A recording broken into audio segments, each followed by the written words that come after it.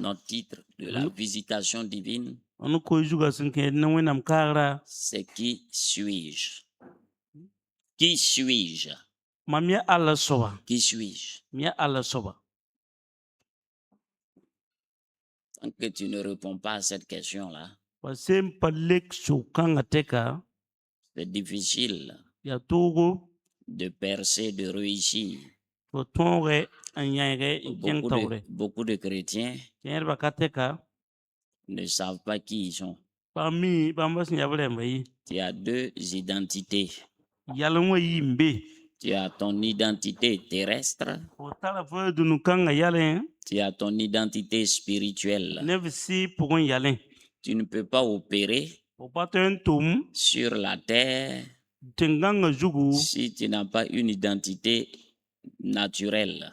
Tu ne peux pas voyager parce que les policiers vont t'arrêter sur la route. Deuxièmement, tu ne peux pas faire des opérations bancaires si tu n'as pas de papier. Troisièmement, tu ne peux pas t'inscrire quelque part si tu n'as pas d'identité. Alors, sur le plan spirituel, si toi-même tu ne sais pas qui tu es, tu vas faire quoi? Tu vas opérer comment? Ce sera difficile.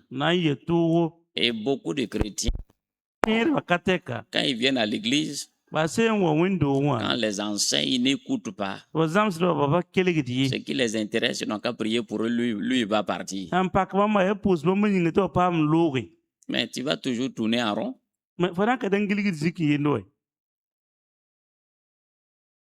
Depuis le début de l'année, là, moi j'ai remarqué les gens là, ils ne changent pas. Le thème de l'année là, c'est quoi? Hein? C'est pas écrit ici, non? On a écrit quoi, lisez?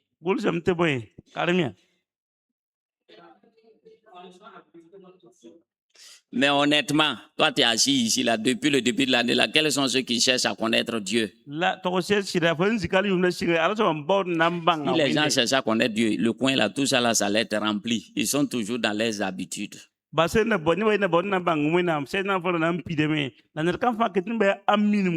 toujours dans les... Ils ne cherchent pas à connaître Dieu, ça ne les regarde pas. Chaque thème est une nouvelle mode, ils vont écouter et puis ils se lèvent. S'ils connaissaient Dieu là, ils allaient changer. Tu ne peux pas connaître Dieu et puis tu continues toujours dans tes affaires là, ta manière de faire là. C'est que ça ne t'intéresse pas. Il y a beaucoup de gens qui seront surpris. La Bible dit mon peuple périt par manque de connaissance. Mais j'ai remarqué que les chrétiens ne cherchent pas la connaissance. Quand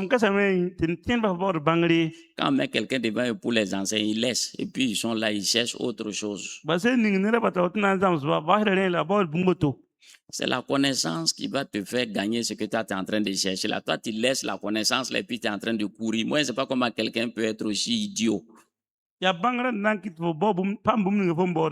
pas la connaissance. On peut te donner la connaissance pour que tu puisses gagner ce que toi tu cherches là, que ce soit le mariage, le travail, le succès dans la vie, il te fait la connaissance. La force seule ne te suffit pas pour gagner, ou bien courir de gauche à droite là. On ne court pas au hasard là.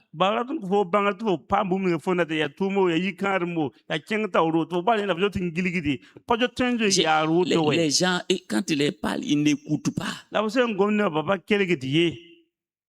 J'ai remarqué aussi à une des choses que le peuple de Dieu ne fait pas, ils n'écoutent pas, ils n'observent pas, ils ne regardent pas, ils ne savent même pas en quelle saison nous sommes, en quel temps nous sommes, ils vivent naturellement. C'est pourquoi ils n'avancent pas. C'est grave.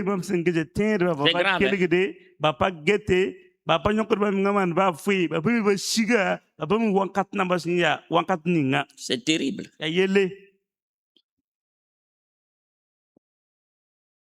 Après, il va s'asseoir et dire qu'il n'y a pas l'amour. Tu sais ce que c'est que l'amour? Si tu avais compris l'amour, ça allait être différent. Si tu vois quelqu'un qui dit pas l'amour, c'est que lui-même il n'a pas compris. L'amour, normalement, l'amour donne, l'amour se sacrifie. Toi, tu ne peux pas aller t'asseoir là-bas, vouloir que les autres se sacrifient pour toi. Les gens te donnent. Toi, tu ne donnes rien. Ça ne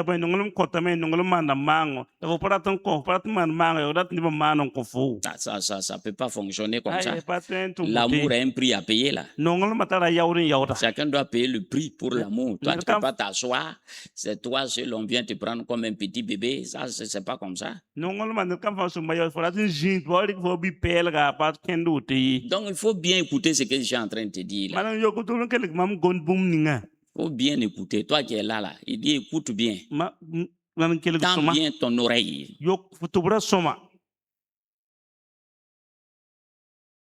Parce que souvent les gens n'écoutent pas. Qui suis-je? Qui suis-je? C'est une question. Donc sur le plan spirituel aussi, toi tu ne sais pas qui tu es. Bon, les sorciers, les démons, le diable va te malmener. Mais chaque fois quand on enseigne, les gens n'écoutent pas. J'ai remarqué ça. Quand je prêche, j'observe, je regarde. Quand tu regardes, tu vois ce que tu as dit là. Le type, il s'en va. Ça veut dire que ce que tu as dit là, il n'a même pas écouté ça un peu même.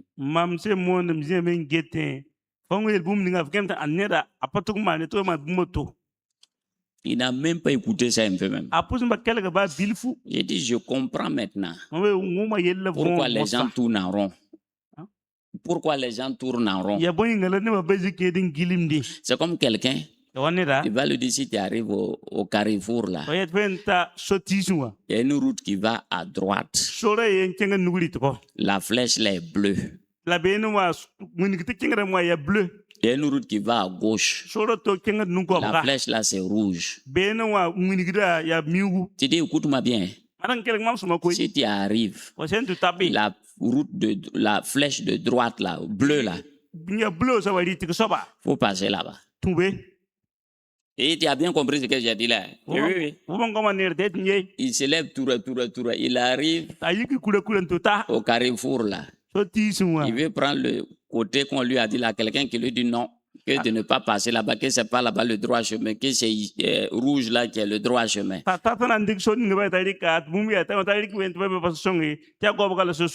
Lui il dit non, qu'on lui a dit non, que celui qui t'a dit là, lui il connaît pas, que lui il y a longtemps, lui il est ici, lui il connaît la route là, il faut passer ici.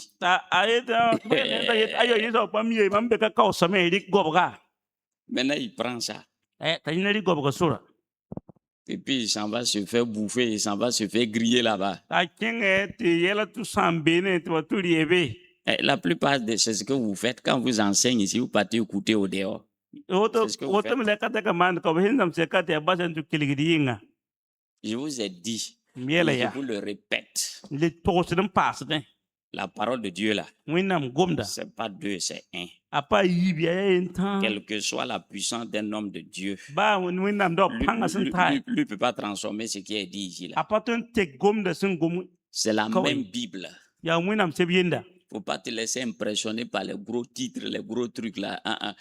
Si c'est ça là, moi j'ai couru derrière ça, je me suis rendu compte toujours qu'il y a toujours quelque chose sur lequel il faut toujours revenir. Si tu ne viens pas là-bas, là, tu es en train de nager en haut. Moi,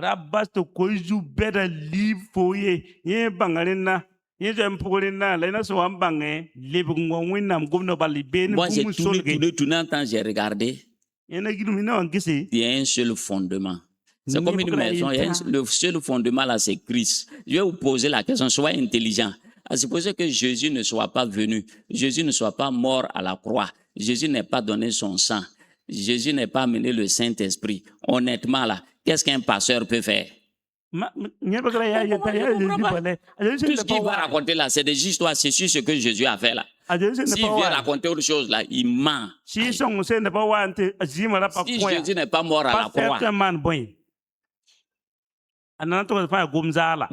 tu peux faire quoi? Si Jésus n'a pas vaincu Satan, tu peux faire quoi? Donc il faut t'asseoir, il faut bien réfléchir.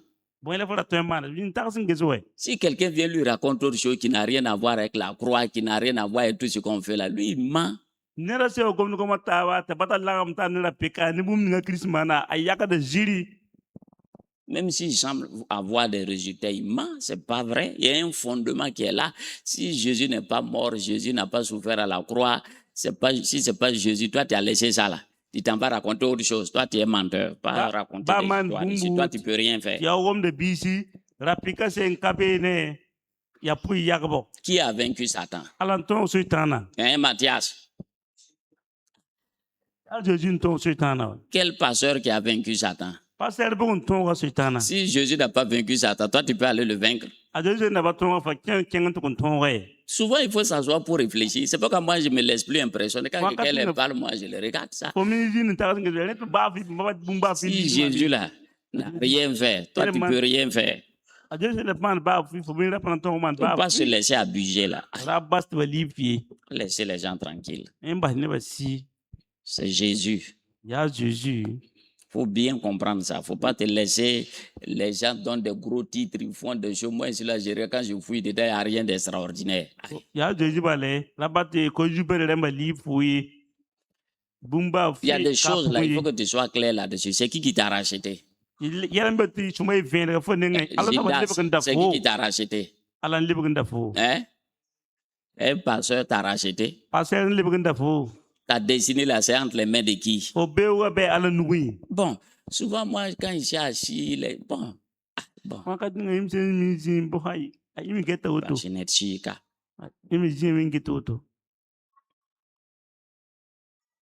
Donc, qui suis-je? On va aller rapidement.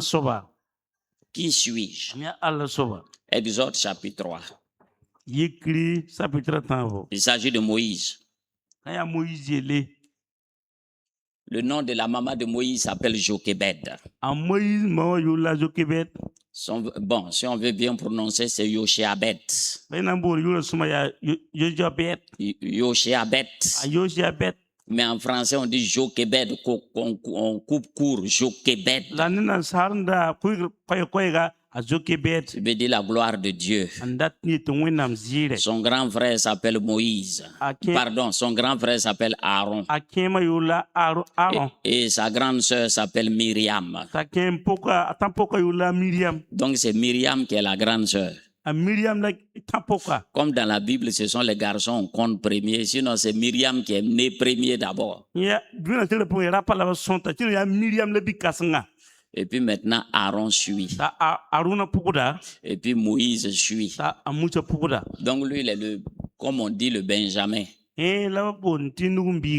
Donc Moïse, quand lui il est né, on tuait les enfants. Pharaon a ordonné de tuer tous les enfants mâles. Il faut bien écouter. Hein? Il a dit de tuer tous les enfants mâles. Pourquoi on dit de tuer les enfants garçons? Ils étaient esclaves en Égypte. Parce que ce sont les garçons. Ils deviennent des hommes. Ce sont eux qui font quoi? Ce sont eux qui permettent la multiplication. Puisqu'on a dit qu'ils sont trop nombreux là, il faut les empêcher de se multiplier. Si ils n'arrivent pas à se multiplier, le reste des filles là, c'est qui vont épouser, ce sont les Égyptiens. Parce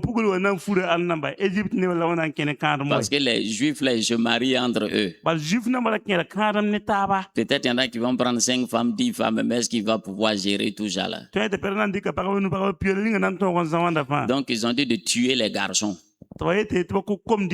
Et deuxièmement, ce sont les garçons qui peuvent se révolter, qui peuvent faire une armée, qui peuvent se révolter. Donc on dit si c'est un garçon de le tuer, si c'est une fille de laisser. Donc Moïse est né en ce temps-là.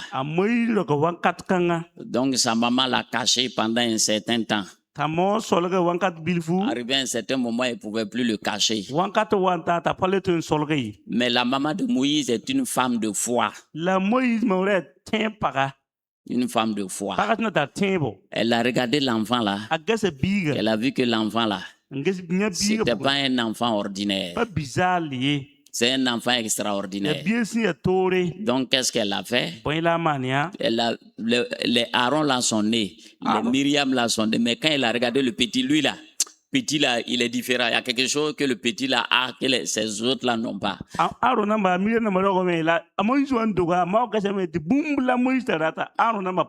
Donc, chacun d'entre vous est comme ça. Peut-être quand toi tu naissais, il y avait une épidémie de rougeole, une épidémie de méningite qui tuait les enfants. Il faut bien comprendre, il faut regarder les événements quand toi tu es né là. Quels sont les événements qui se passaient? Moi, à mon temps, avec choléra, nous a tous vaccinés. Donc, qu'est-ce qui se passe? Arrivé à un certain moment, elle ne pouvait plus cacher Moïse. Donc, elle a pris Moïse. Vous connaissez bien l'histoire, mettre dans une corbeille, aller déposer sur l'eau. Et le Nil est infesté de crocodiles. Vous voyez que c'est une femme de foi. Hein. Tu prends ton enfant, aller déposer sur le Nil, dans l'eau qui est remplie de crocodiles. Et l'eau a emporté l'enfant vers le palais de Pharaon. Et la fille de Pharaon est allée nager avec les autres filles du palais, puis elle a vu la corbeille, elle a regardé, elle a vu le bébé là-dedans.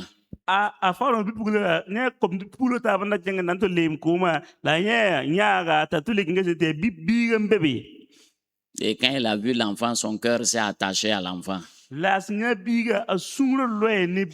La fille de Pharaon même n'avait pas d'enfant, elle-même cherchait un enfant. Donc, Dieu, comme ils adorent le Nil, elle a dit que le Dieu du Nil lui a envoyé un bébé.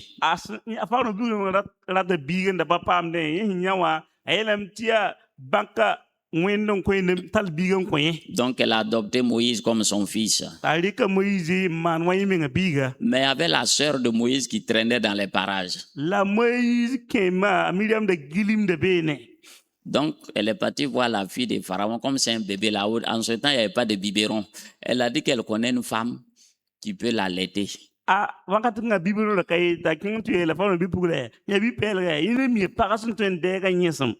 Donc, il dit d'aller la chercher. Elle est partie appeler la propre mère de Moïse. Donc, ils ont amené Moïse. Donc, ils ont pris Moïse, confié à chose. Il a dit, bon, tu élèves l'enfant là. Quand il sera sévré, tu me le ramènes.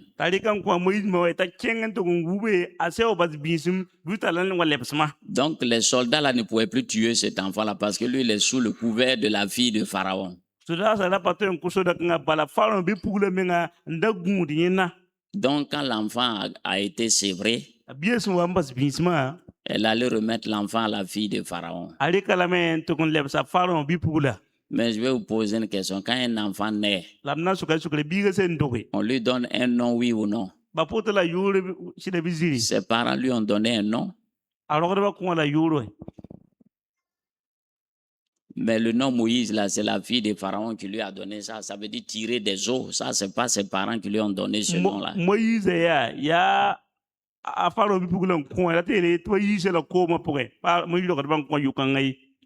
en hébreu, c'est Moshe, hein, c'est pas Moïse, on dit Moshe. Moshe. En anglais, on dit Moses. Sinon, c'est Moshe. Donc, Moïse a grandi dans le palais. Donc, il était comme un prince. Prince d'Égypte. Il a grandi avec le petit de Pharaon. Ils ont grandi ensemble. Il a fait les écoles de l'Égypte. À tel point que Moïse est devenu général dans l'armée de Pharaon. Vous voyez? C'est pourquoi la question là, qui suis-je? Donc lui d'abord, déjà vous voyez comment l'identité de Moïse est mélangée ici.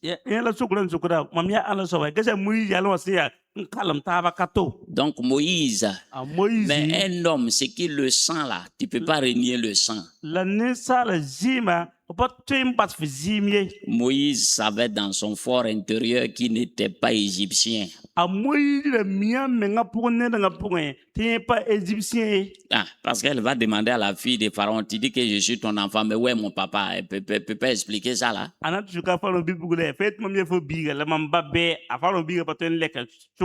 C'est compliqué. Donc Moïse a grandi. Il est devenu très fort, très puissant. Est-ce que vous savez que Moïse a fait des guerres? Il a commandé des troupes, il a fait des guerres. Moïse a eu des aventures amoureuses quand il était jeune. Dans le palais de Pharaon. Mais Dieu ne parle pas de ça parce qu'il nous connaît. On va prendre ça pour faire prédication. C'est pourquoi Dieu ne parle pas de ça. Que même Moïse a fait de mon type. Faut laisser ça tomber. Et quand il avait 40 ans, il a décidé d'aller visiter les esclaves. Il a vu qu'on les maltraitait. Lui, ça ne l'a pas plu. Il a voulu défendre un. Et puis il a tué. Et Moïse est colérique, il ne tarde pas à s'énerver. Il a tué un pour défendre un esclave. Il l'a caché dans le sable. Le lendemain, il vient et trouve deux de ses parents qui sont en train de se battre encore. Il dit il va les séparer. Il y a un qui a dit toi là-haut, tu veux me tuer comme tu as tué l'autre hier là. Moïse a compris que son affaire, là, tout le monde est au courant. Moïse a, et puis lui a dit qui t'a établi juge sur nous. Moïse, donc vous voyez qui? Moïse n'a pas pu répondre. Qui t'a établi juge? Moïse a pris la fuite. On ne l'a plus retrouvé. Il s'est retrouvé à Mandia. Il avait 40 ans maintenant. Il est devenu berger. Il allait tomber chez un homme qu'on appelle quoi? Jéthro. Sacrificateur. Qui avait 7 filles. Il a épousé l'une de ses filles. Il est devenu berger. Un prince. Qui devait être Pharaon. Général de l'armée de Pharaon. Voilà, maintenant il est devenu quoi? Il est devenu berger. Il est derrière les moutons. Moïse est devenu berger. Pendant 40 ans. Donc il avait quel âge maintenant? Quand il fuyait, il avait 40 ans. Il a vécu là-bas avec Jéthro 40 à 80 ans. Donc il est quoi? Fini. Un homme de 80 ans est fini.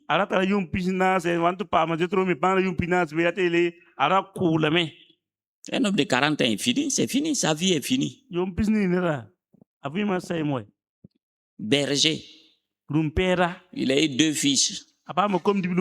L'Égypte a quitté son esprit il y a longtemps. Il a oublié même qu'il est prince d'Égypte. C'est fini.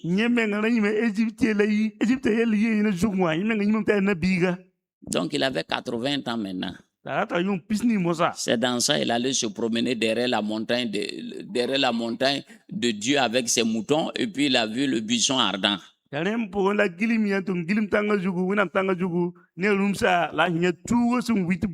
Exode chapitre 3 verset 8.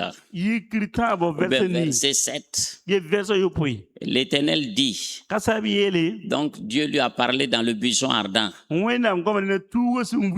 J'ai vu la souffrance de mon peuple qui est en Égypte et j'ai entendu les cris que lui font pousser ses oppresseurs. Car je connais ses douleurs. Dieu connaît tes douleurs, Dieu entend tes cris. Mais maintenant, est-ce que tu es attentif? Il dit, je suis descendu pour le délivrer de la main des Égyptiens. Dieu dit qu'il est descendu pour délivrer son peuple. Bien écoutez, parce que vous n'écoutez pas. Vous croyez qu'un homme de Dieu peut vous délivrer comme ça? Tant qu'on dit la foi vient de ce qu'on entend. C'est pourquoi il faut bien écouter. Et pour le faire monter de ce pays dans un bon et vaste pays. Dans un pays où coule le lait et le miel. Donc c'est une manière de dire que c'est un bon pays, un pays de délices. Dans des lieux qu'habitent les Cananéens, les Essiens, les Amoréens, les Phérésiens, les Éviens et les Yébousiens. Voici, les cris d'Israël sont venus jusqu'à moi. J'ai vu l'oppression que leur font souffrir les Égyptiens. Maintenant, va. Je t'enverrai auprès de Pharaon. Tu feras sortir d'Égypte mon peuple, les enfants d'Israël. Donc Dieu vient, Dieu se révèle à lui. Dieu dit qu'il est descendu pour sauver son peuple. Il est descendu, il n'a qu'à aller les sauver. Mais qu'est-ce qu'il dit? Il dit c'est Moïse qui lui l'envoie. Il y a quelque chose que vous devez comprendre ici. Dieu a toujours besoin d'un homme pour travailler sur la terre. Il faut bien retenir ça, sinon Dieu dit qu'il est descendu. Si tu es descendu, il faut aller délivrer ton peuple. Mais il faut qu'il s'identifie à quelqu'un pour partir. Il faut bien retenir ça. Il y a des gens qui disent lui peut se débrouiller sans quelqu'un. Sans quelqu'un, c'est qui t'a trompé comme ça. Il faut aller habiter en brouche-toi seul là-bas. Petit orgueilleux. Toi, tu peux te débrouiller sans toi seul si quelqu'un ne t'aide pas. C'est pourquoi beaucoup de gens qui tournent en rond là, ils sont trop orgueilleux. Quand ton Seigneur Jésus, il s'est débrouillé tout seul. Hein? Il se promenait lui seul, quoi. Il y a des chrétiens qui pensent comme ça. Ils sont assis dans nos assemblées là, lui seul, il est assis lui seul, il s'en fout de quelqu'un. Jésus est venu, il a pris 12 disciples, il a bien à côté de lui. C'est pas le même Dieu là qui a dit qu'il n'est pas bon que l'homme soit seul. Toi, tu trouves que tu es plus sage que Dieu, toi, tu es seul. Ça, ce n'est même pas dans le cadre du mariage. Il n'est pas bon que l'homme soit seul.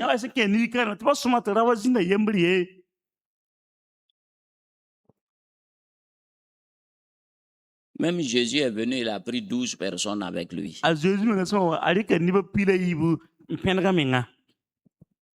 C'est l'homme qui fait l'homme. Le fer aiguise le fer. Moïse dit à Dieu, qui suis-je? Ah, lui, il est qui? Mais quand il était en Égypte, il était quoi? Prince. Général. Voilà, Moïse dit, ah, lui, il est qui? Il faut me laisser tranquille.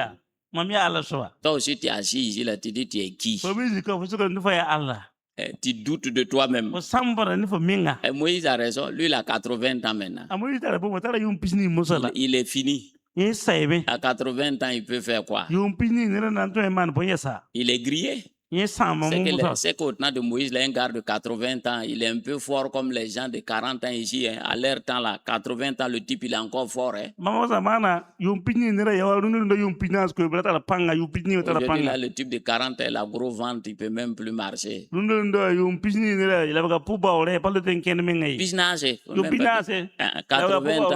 80 ans, il faut le soulever puis le coucher maintenant. Et à l'aide en 80 ans, là, le type, il est toujours fort. Parce qu'il ne mangeait pas comme nous, il marchait, il faisait beaucoup de sport, leur nourriture, tout était bio. Ce n'est pas comme notre nourriture maintenant. Là.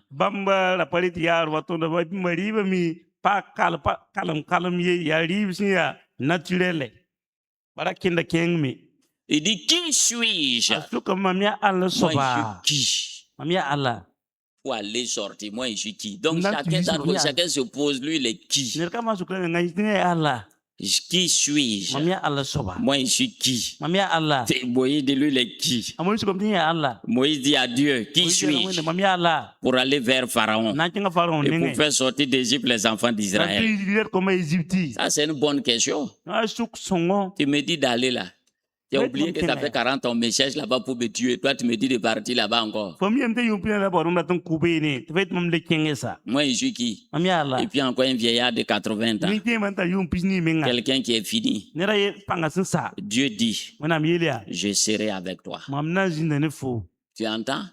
Autrement dit, je vais m'identifier à toi. Voilà. Si tu pars, c'est moi qui suis avec toi. Donc Dieu ne peut pas agir sans un homme.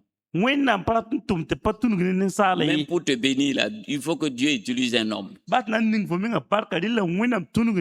Tu as compris nos gambos? Pour que Dieu te bénisse là, il faut qu'il passe par un homme. Tu ne peux pas.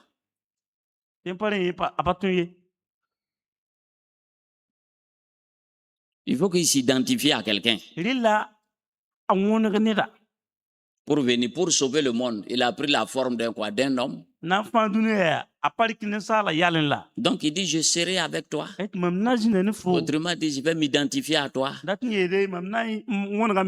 Si quelqu'un te voit, c'est moi. Donc mon identité, l'identité de Moïse là, c'est quoi maintenant? Gildas, c'est quoi maintenant? Hein?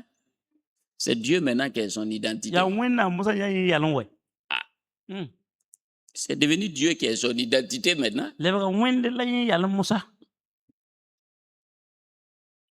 Exode chapitre 7. Verset 1. Exode chapitre 7, verset 1. L'Éternel dit à Moïse, je te fais Dieu pour Pharaon. Tu entends maintenant? Je te fais Dieu pour Pharaon. Et ça veut dire qu'il a pris Moïse, il l'a mis au-dessus de Pharaon. Et Aaron, ton frère, sera ton prophète. C'est-à-dire que lui reçoit de Dieu. Et puis il dit à Aaron, Aaron parle. Et lui, le Dieu, lui prend la place de Dieu. Puis il a arrêté. Il dit, bon, Aaron, quand on va arriver chez Pharaon, voilà ce qu'il faut dire, voilà ce qu'il faut faire. Et puis lui, il a arrêté, lui, il ne parle pas.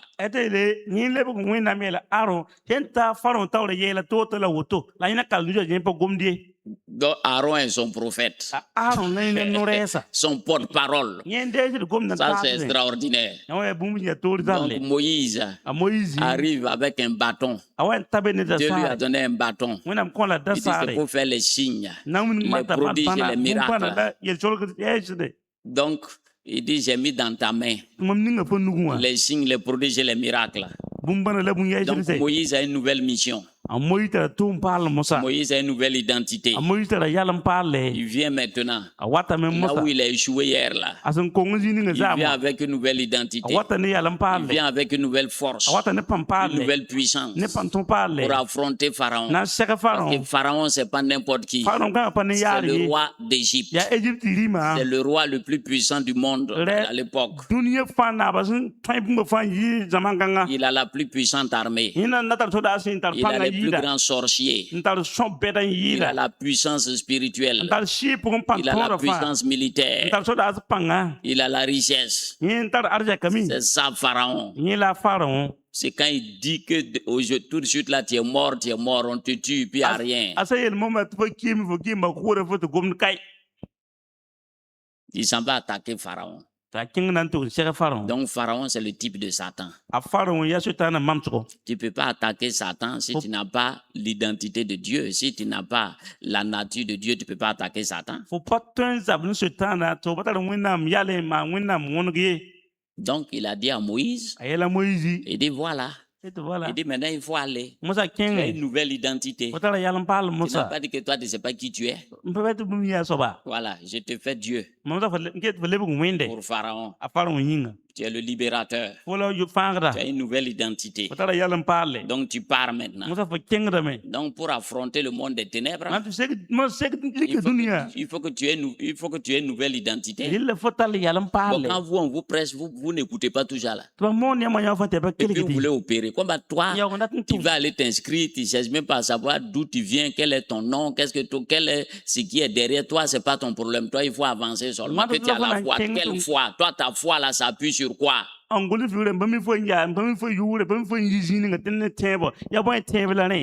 laisser les gens tranquilles. C'est pourquoi beaucoup de chrétiens perdent les batailles. Quand les parlent, ils n'écoutent pas.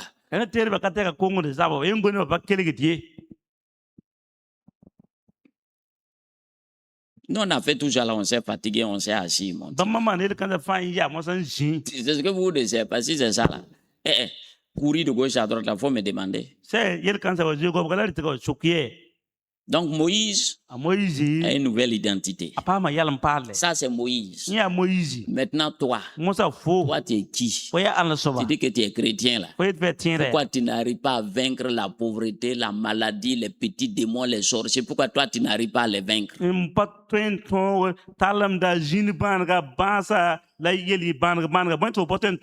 Les petites jalousies, les petits manques de pardon, toi tu tournes toujours dedans. Toi tu vas tourner dans ça là, c'est quel jour toi tu vas sortir? Quel jour toi tu vas sortir dans ça là? Donc il faut t'asseoir pour regarder. Si ta vie doit toujours tourner dans ça là comme les gens ordinaires là,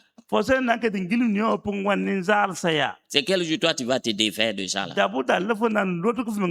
Psaume 82 verset 6. Psaume 82 verset 6. Beaucoup de femmes luttent dans leur foyer, beaucoup de jeunes filles, beaucoup de jeunes gens, ça lutte. Avant de lutter là, il faut savoir, toi tu luttes, tu t'appuies sur quoi pour lutter? Dis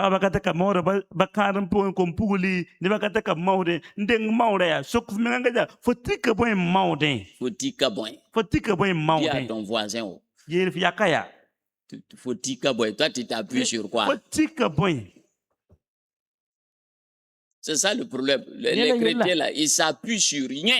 Qu'un homme de Dieu a dit, toi tu t'appuies sur quoi? Du vide. C'est pourquoi toujours tu es là, tu combats, tu n'es pas en paix. Psaume 82 verset 6. Il dit j'avais dit, vous êtes des dieux, vous êtes tous des fils du Très-Haut. Cependant, il dit vous mourrez comme des hommes. Vous mourrez comme un prince quelconque. Regardez, les chrétiens meurent comme les païens là aussi, même chose. Il parle des chrétiens là. Il dit j'avais dit vous êtes des dieux. Ça fait rire, hein? Il dit vous êtes des dieux. Vous êtes tous des fils du Très-Haut. Cependant vous mourrez comme des hommes. Vous tomberez comme un prince quelconque. Pourquoi?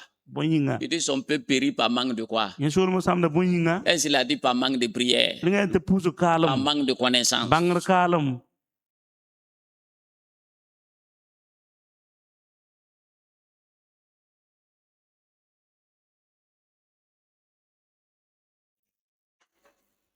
Il lui a manqué la connaissance. Il lui a manqué. Donc, on va prendre maintenant notre exemple, Jésus-Christ. Luc chapitre 3, verset 21. Il dit nous sommes des dieux. Il a dit que Moïse est quoi? Dieu. Non? Que nous aussi on est des quoi? Nous les gens de la nouvelle alliance là. Nous sommes des dieux. Mais pourquoi quand on regarde notre vie puis les païens là, il n'y a pas de différence? Il y a un menteur quelque part là. Luc chapitre 3. Luc chapitre 3.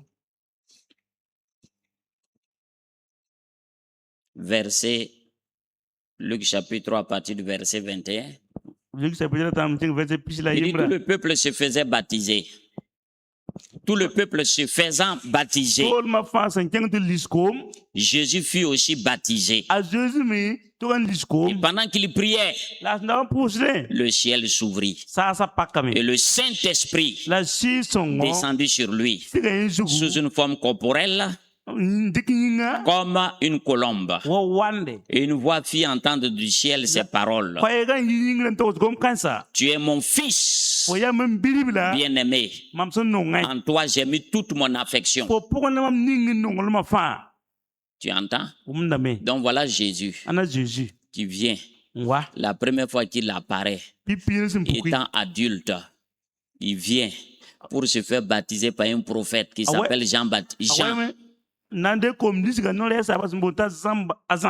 Il rentre dans l'eau. Les autres là se font baptiser parce qu'eux sont des pécheurs. Puisque Jean-Baptiste prêchait le baptême de la repentance. Il faut changer de comportement. Il faut changer de vie. Donc lui baptisait les gens. Maintenant Jésus arrive. C'est l'homme sans péché. Donc lui se baptise pourquoi? Lui il est rentré dans l'eau. Ça veut dire qu'on t'a enterré. Il est ressorti, ressuscité, en nouveauté de vie. Il y a une voix qui quitte le ciel là. Celui-ci est mon fils bien-aimé, en qui j'ai mis toute mon affection. Les autres là se font baptiser, Dieu ne parle pas. Lui vient, il se fait baptiser, Dieu parle. Ça veut dire quoi? Dès lors qu'il est sorti de l'eau, il a changé de quoi? D'identité. Il n'est plus le fils de Marie. Il n'est plus le fils de Joseph. C'est le fils de Dieu. Son identité a changé. C'est fini.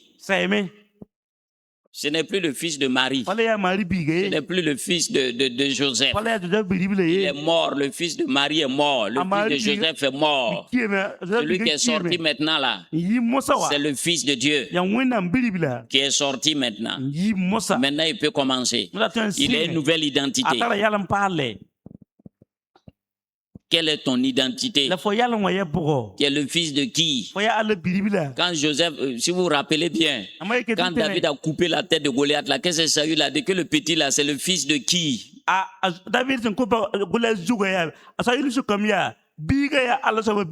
Pourtant le petit était dans sa maison, il joue la musique. C'est aujourd'hui toi tu demandes qui, lui là, il est le fils de qui? Toi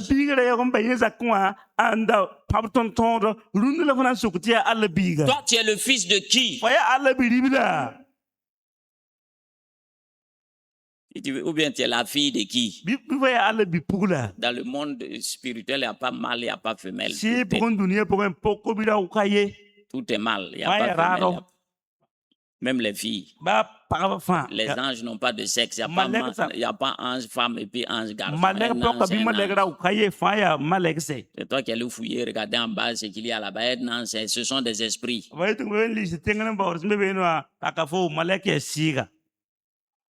Et ils ne se multiplient pas par naissance. On les a créés, ils sont comme ça, ils sont par troupe.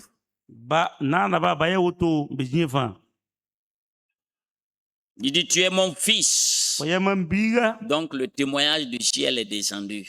Toi, tu es la fille de qui? Tu es le fils de qui?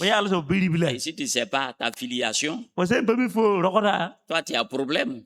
Donc Jésus, avant de commencer, il avait entendu la voix de Dieu. Le ciel a certifié qu'il est le fils de Dieu. Donc il faut bien comprendre ça. Tant que ça là c'est pas clair dans ta tête là. Toi, tu es un chrétien, c'est bon. Tous les chrétiens ne sont pas enfants de Dieu. Hein. Ça, c'est une plaque qu'on a mis sur charrette.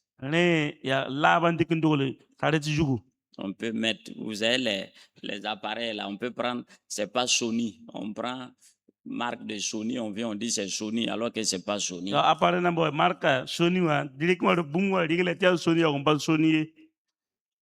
C'est la contrefaçon, il y a beaucoup de chrétiens contrefaçon.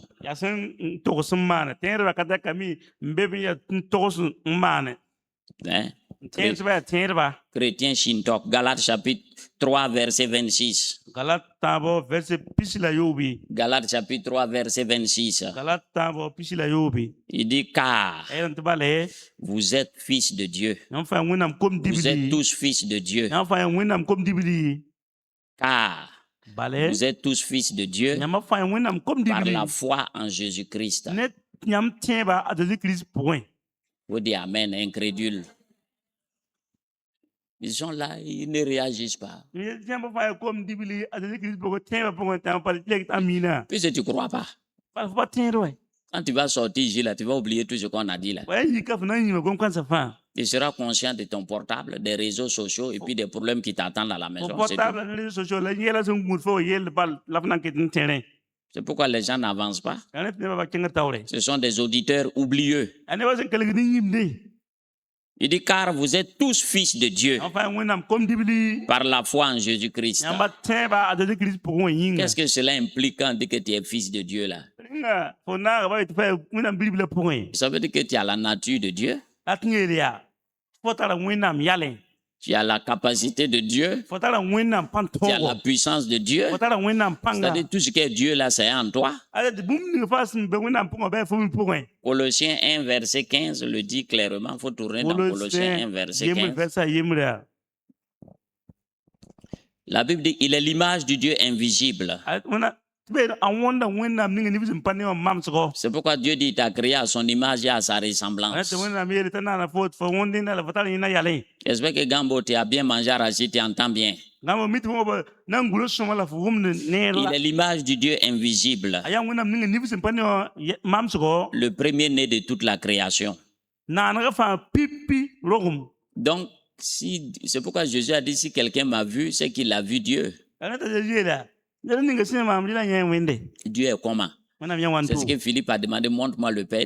Il dit, mais Philippe, depuis que je suis avec toi, toi tu ne connais pas le Père. Il dit, je suis dans le Père est en moi. Si quelqu'un m'a vu, c'est qu'il a vu le Père.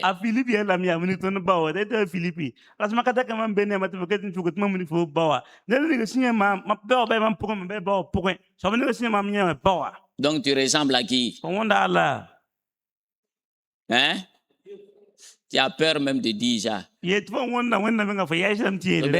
Tu ressembles à Satan. Tu ressembles à qui? Il faut accepter ça. Ce sont des vérités que vous ne voulez pas accepter. Tu ressembles à Dieu.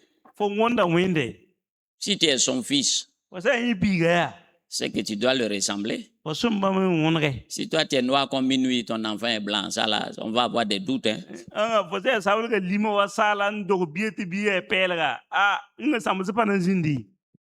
C'est un livre que nous on a lu quand on était à l'école là, le livre Francis Bébé, le fils d'Agatha Moudio. Quand on était dans les années 81-82. Le type a épousé, il a mené une fille chez lui, elle a accouché, c'est un petit métis. Nazar Bila. Il y a quelqu'un qui a dit, je vous ai dit que cette fille elle va nous faire boire de toutes les couleurs ici. Le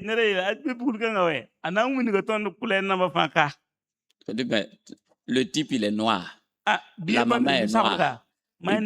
C'est un petit métis. Lui là, il est quitté où? Dans le fouille, le gars est sorti avec un Libanais. Si vous voulez le livre, là, allez-y fouiller. Le fils d'Agatha Moudio. Francis Bébé. Allez-y fouiller dans les trucs. Alors, donc, si tu es le fils de Dieu, tu dois ressembler à ton père. Si tu ne le ressembles pas, c'est que c'est l'autre là. Tu ressembles à l'autre là.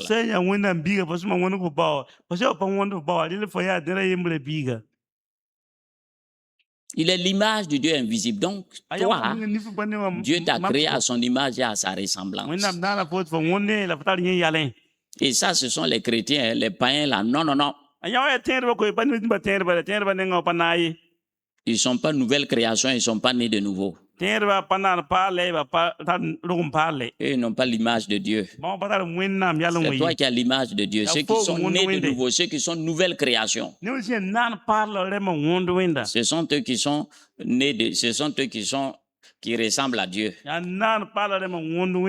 Parce que sur le plan naturel, lui ressemble à son papa, mais sur le plan spirituel, il ressemble à papa Dieu. Nous, le païen, lui seulement c'est naturel, lui ressemble à ses parents, mais Dieu là, il ne ressemble pas à Dieu. Il a perdu ce qui est Dieu là. Dieu est esprit. Lui n'a pas l'esprit de Dieu. Donc allons-y rapidement dans le livre de Psaume chapitre 2. Psaume chapitre 2.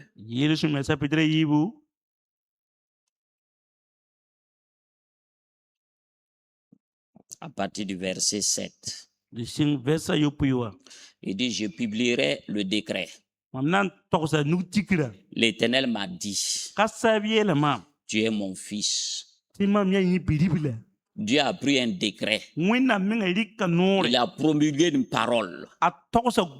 Il dit, tu es mon fils.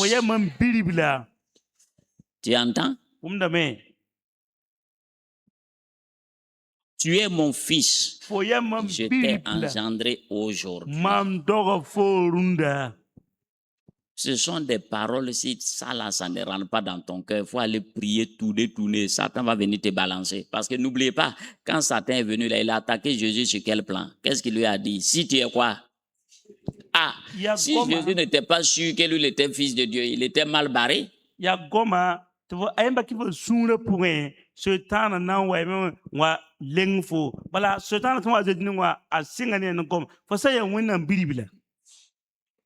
J'ai écouté un pasteur qui dit que lui, il était assis dans l'avion, il y avait un jeune qui était assis, un jeune riche qui était assis à côté de lui. Et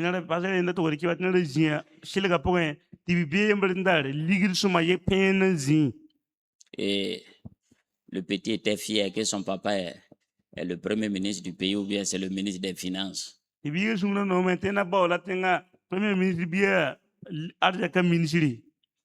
Donc le pasteur a dit, ah, il dit, moi, mon papa, c'est Dieu, celui qui contrôle toute la terre là, c'est lui qui est mon papa. Le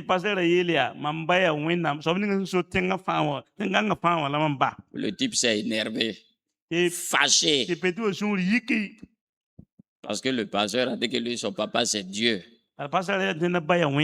Mais c'est vrai, c'est Dieu. Toi, ton papa, lui, il contrôle seulement un petit état, je ne sais pas c'est combien de millions, de milliards, lui, il contrôle. Dieu, c'est toute la terre. Tu veux faire le malin. Donc, il ne faut pas laisser quelqu'un va venir faire malin devant toi. Il faut lui dire que toi, ton papa, là, c'est Dieu, il contrôle toute la terre. Voilà.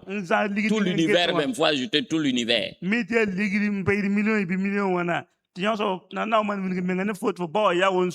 C'est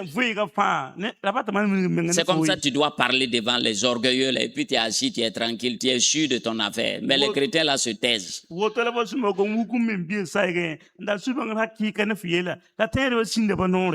Que son papa est ministre, il dit, bon, toi ton papa est ministre, moi mon papa c'est Dieu, toute la terre là c'est pour lui. Il s'est énervé. Il dit, tu es mon fils. Dieu a pris un décret. Il a tamponné, il a appelé tous les anges. Il a dit, voyez le petit là, c'est mon fils. Faites attention.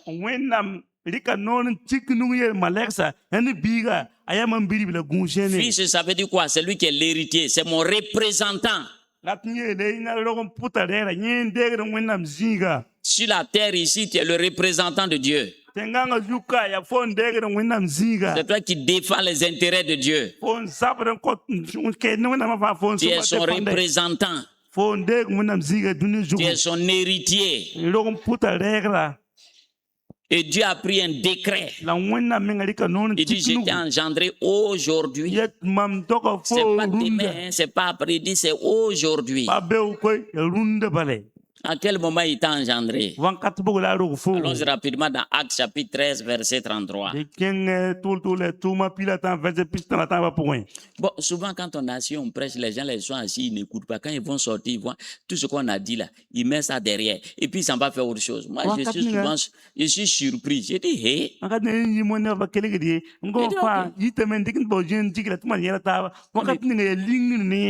Comme il peut trouver solution ailleurs là-haut.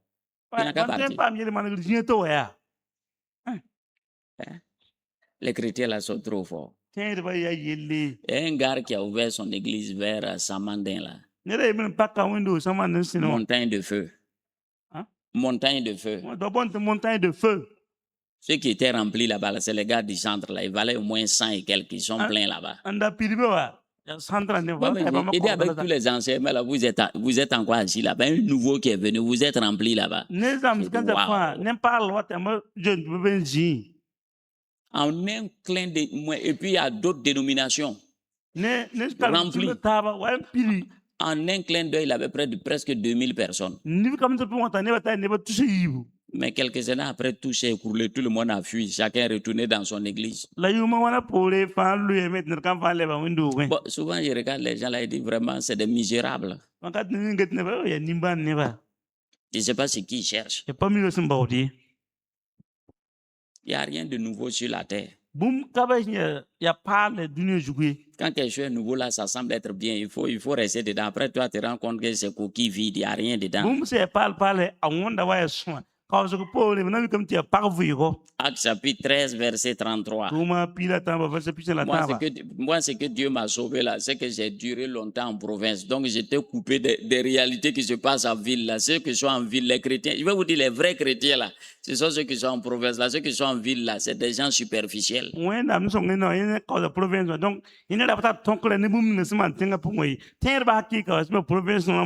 C'est vrai que là-bas, beaucoup la sorcellerie, il y a beaucoup de choses. Mais j'ai remarqué que quand j'étais en province, c'était les villageois qui viennent se convertir. Là, je délivrais plus que les chrétiens. Les chrétiens n'avaient pas trop de problèmes. Mais ils ne sont pas empoisonnés comme ceux de la ville.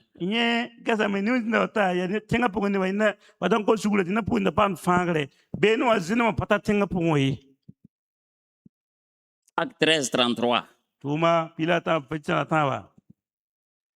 Bon, pour que vous puissiez comprendre. On va lire à partir du verset 32. Il dit, et nous annonçons cette bonne nouvelle. Cette bonne nouvelle là, c'est quoi? C'est la mort et la résurrection de Christ. Que la promesse faite à nos pères, Dieu l'a accompli pour nous, leurs enfants. En ressuscitant Jésus, selon ce qui est écrit dans le psaume 2e.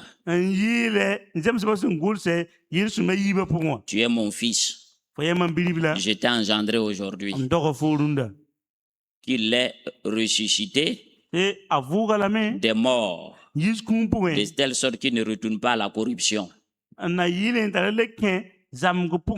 Donc quand Jésus est ressuscité là, sa filiation a été établie. Sa filiation, ça dit,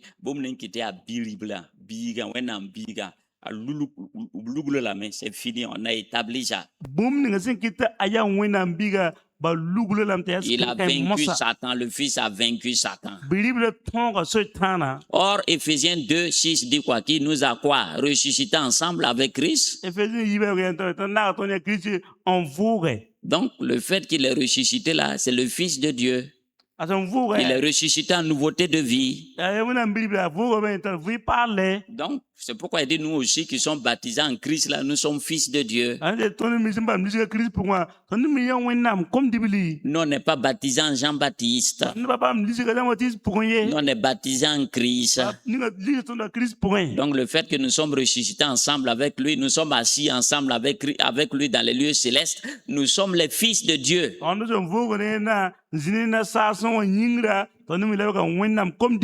Donc, Nous sommes tous des fils et des filles de Dieu, si tu veux.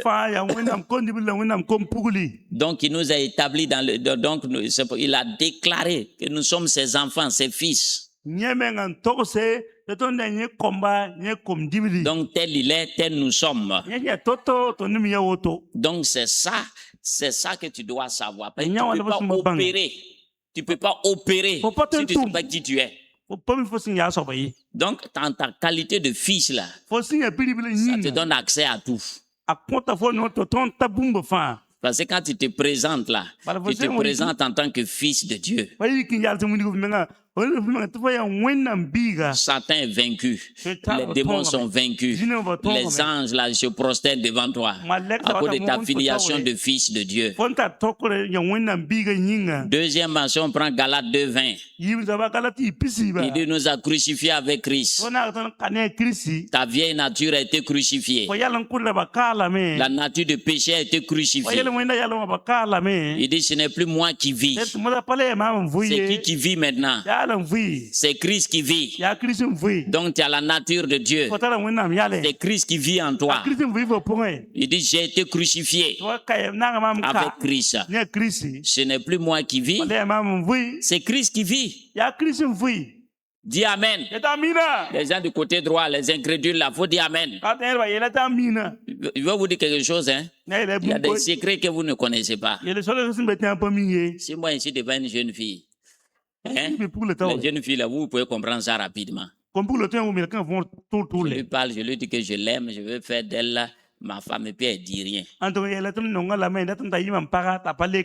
Bon, je fais comment?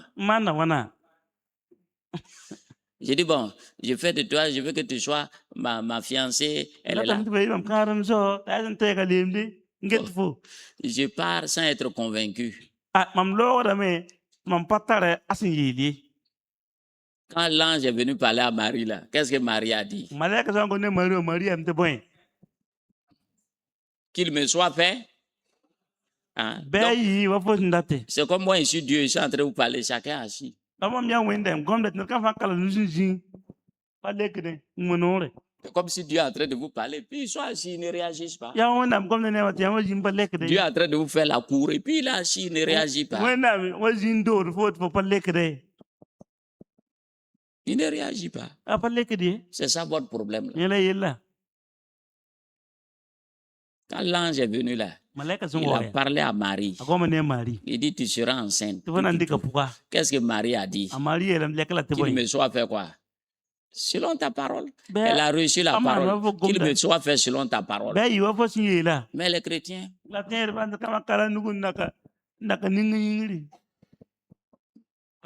c'est pourquoi quand il sort là, c'est passé sur sa tête.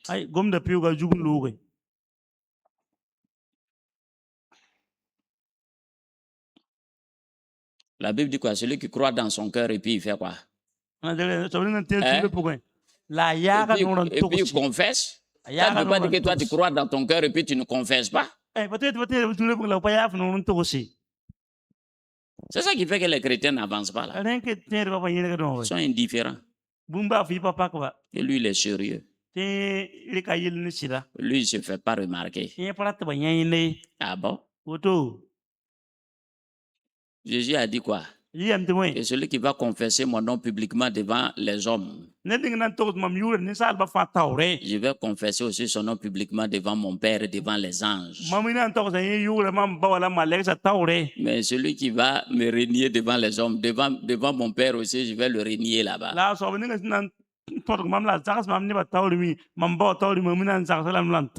C'est pourquoi il y a plein de chrétiens qui sont là, il est là, il n'avance pas. Il ne sait pas que son progrès est dans sa bouche. Il est toujours là. Comme si tu viens faire la pointe, tu es la plus belle. Elle parle pas. Tu vas quitter là tranquillement. Tu vas aller te chercher. Parce que quelqu'un qui ne répond pas, toi, tu ne peux pas savoir ce qu'il pense. Après, on se plaint, c'est moi qui étais la première. Tu étais la première, mais tu n'as rien dit.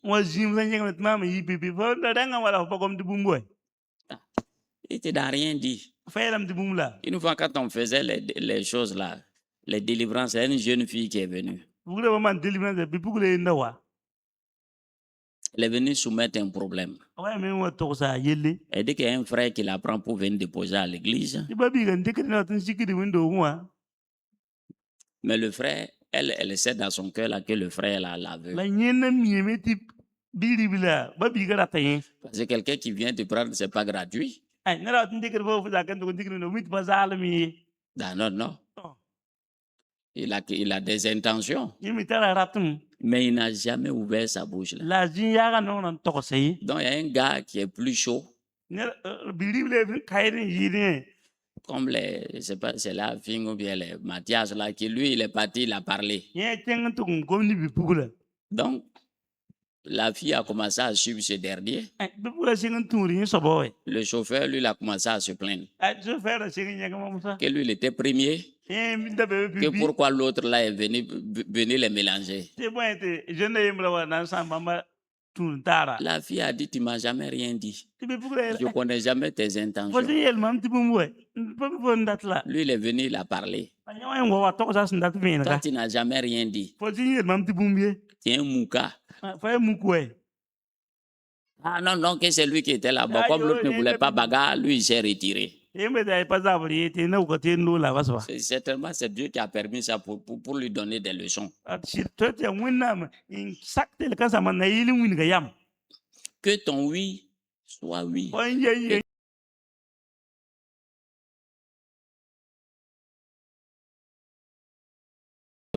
Muet là, non, on n'est pas dedans. Même quand on parle devant les parents, on parle là. Et des gens lui viennent, lui parlent pas. Tu veux qu'on fasse quoi? On n'a qu'à imaginer ce que toi tu penses là. Et donc, même avec la parole de Dieu, quand Dieu parle aux gens, il est là, il ne parle pas. Même quand tu es seul là, il faut ouvrir ta bouche là pour parler à Dieu. Pourquoi beaucoup de chrétiens n'ont pas la guérison? Quand ils sont seuls là, ils parlent de leur maladie. Ils n'ouvrent pas leur bouche pour parler de la parole de Dieu, pour parler de la guérison de Dieu. Ils parlent de leur maladie. C'est pourquoi quand on prie pour aller à l'église, arriver à la maison, maladie là est là, ça ne bouge pas.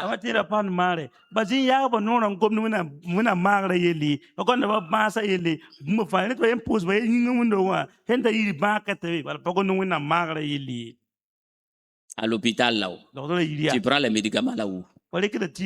Tu prends le médicament à l'hôpital, non? Le reste des médicaments là, tu t'en prends ça où? C'est pas à la maison, tu t'en prends les médicaments là, non?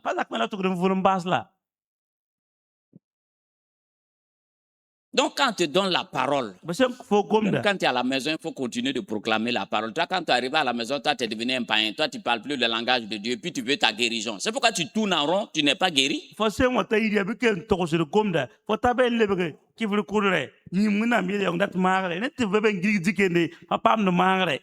Et pour aller critiquer les gens, aller mal parler, c'est pourquoi tu n'es jamais guéri. On prie pour toi. Tu as reçu ta guérison. Tu arrives à la maison, tu continues de proclamer ta guérison. Tu continues de rendre grâce à Dieu. Tu vas aller t'asseoir avec les païens là pour mal parler, puis le démon là vient s'asseoir encore. C'est pourquoi plein de gens, les guérisons, on a prié, fatigué, ils ne guérissent pas.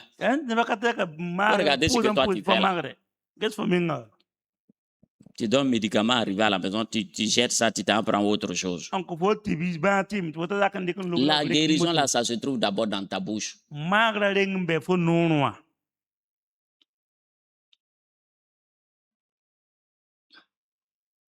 Beaucoup de chrétiens, au lieu de dire la parole, ils laissent la parole, ils s'en vont dire les paroles du monde. Bon, c'est pourquoi ça ne marche pas. Dieu a dit à José, tu veux réussir? Que la parole ne s'éloigne pas de ta bouche. Toi, la parole, et puis ta bouche, là, ça vaut au moins, je ne sais pas, 1000 kilomètres, et puis tu veux avoir le succès.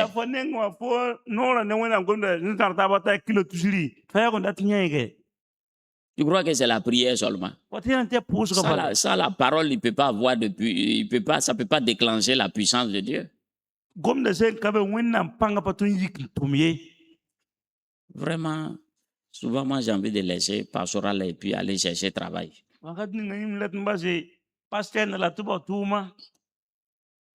Ça me fait mal quand je vois des gens, tu les parles, ils ne t'écoutent pas. Hein. Quand ils sortent là, ils s'en font autre chose. Au lieu de rester aussi à la maison pour faire autre chose, là, il va venir s'asseoir quand même. Mais il ne va pas écouter. C'est ça, je n'arrive pas à comprendre. Là. Donc, c'est le plaisir d'énerver le pasteur. C'est pourquoi souvent les pasteurs parlent mal. Là. Je vais acheter un lance-pierre maintenant.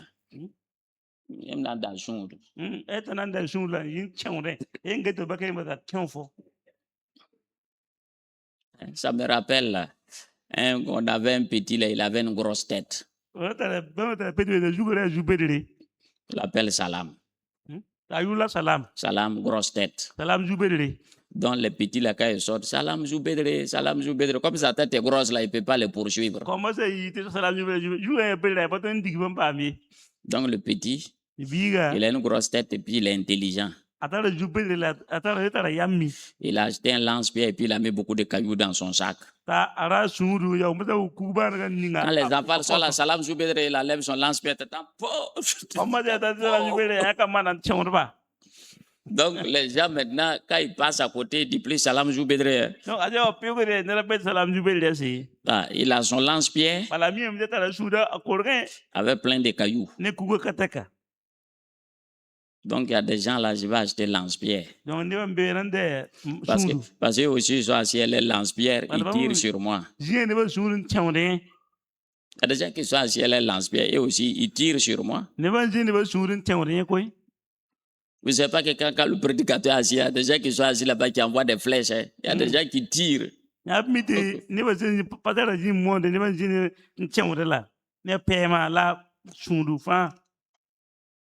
a des gens qui tirent. Ils sont assis dans la foule, là, ils envoient des flèches. Ésaïe chapitre 9. Ésaïe chapitre 9, verset 5. Il dit, car un enfant nous est né. Un fils nous est donné. Donc un fils, c'est quoi? Gildas. Un fils est un don. Faut bien retenir, c'est un don. Un fils est un don. Mais un enfant nous est né. Dieu a tant aimé le monde qu'il a fait quoi? Il a donné son fils afin que quiconque croit en lui ne périsse point, mais qu'il ait la vie éternelle. Donc il faut que tu aies ton identité de fils de Dieu, de fille de Dieu, là, ça soit bien établi dans ton cœur, dans tes pensées. Il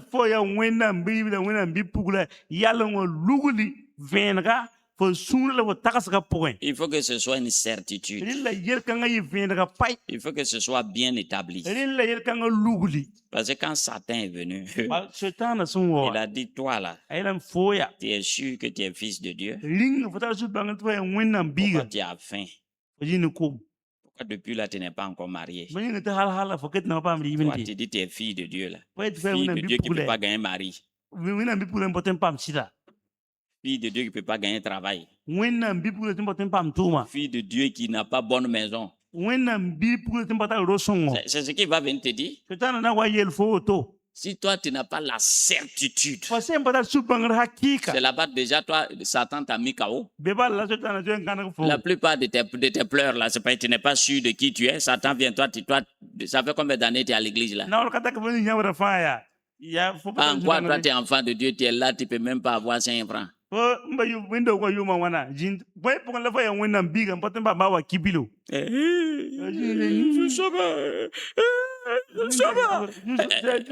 Satan dit, Dieu, toi tu fais confiance à tes gens là. Voilà déjà, il doute même de ce qu'il est. Toi, ta affiliation à voir avec ce que tu manges ou bien ce que tu es, ce que tu ne manges pas. Si tu es fils de Dieu, tu es fils de Dieu, point barre. C'est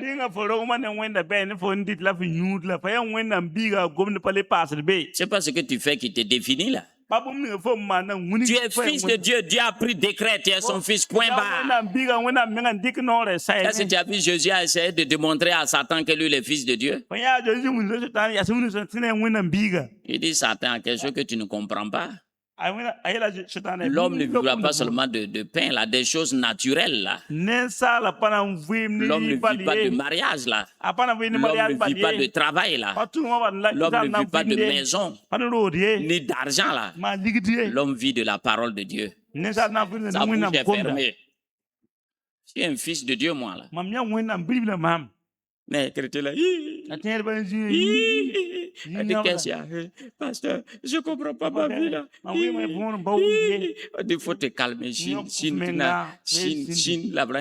Faut pas pleurer, tu es vaincu. Regardez tes pleurs inutiles là, tu dois avoir honte. Tu dois pleurer pour tes péchés, pas pour des conneries comme ça là.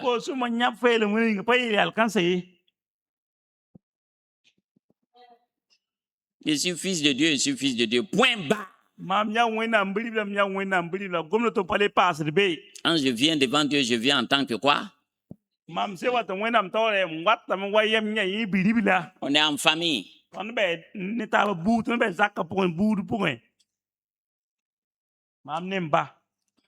Pas laisser quelqu'un qui va venir et dis toi là. Tu es sûr que tu es un Kelongo. Il dit de toute façon, il te regarde, tu ressembles à personne là-bas. Hein, regarde. Chez nous, les gens sont cochons noirs. Toi, tu ressembles un peu là. Lui aussi, ça il commence à regarder, il commence à douter. Ça, toi, tu n'as rien compris. Moi, il te regarde. Il dit, mon type, si tu n'as rien à dire, il faut dégager ici.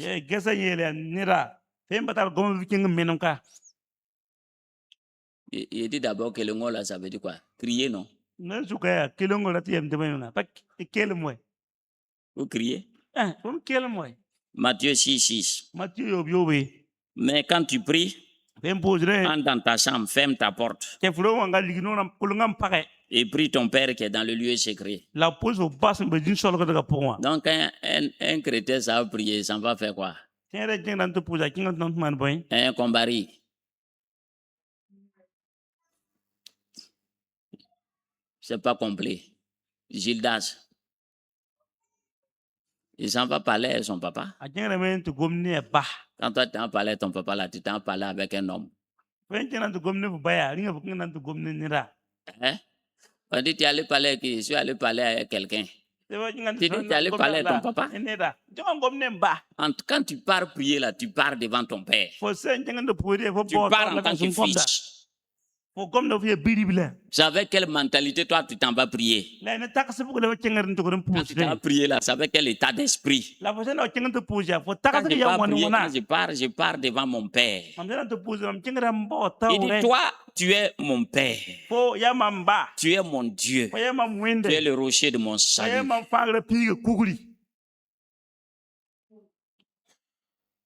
Quand toi tu t'en vas prier là, tu t'en parlé à qui? À Dieu. Même les païens là prient Dieu. Même Satan prie Dieu. Toi, tu t'en parlé à ton père. C'est différent. Tu es son fils. C'est différent.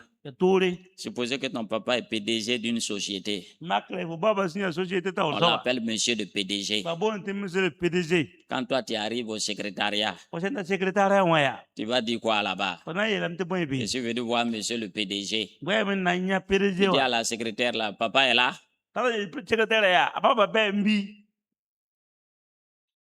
Elle regarde.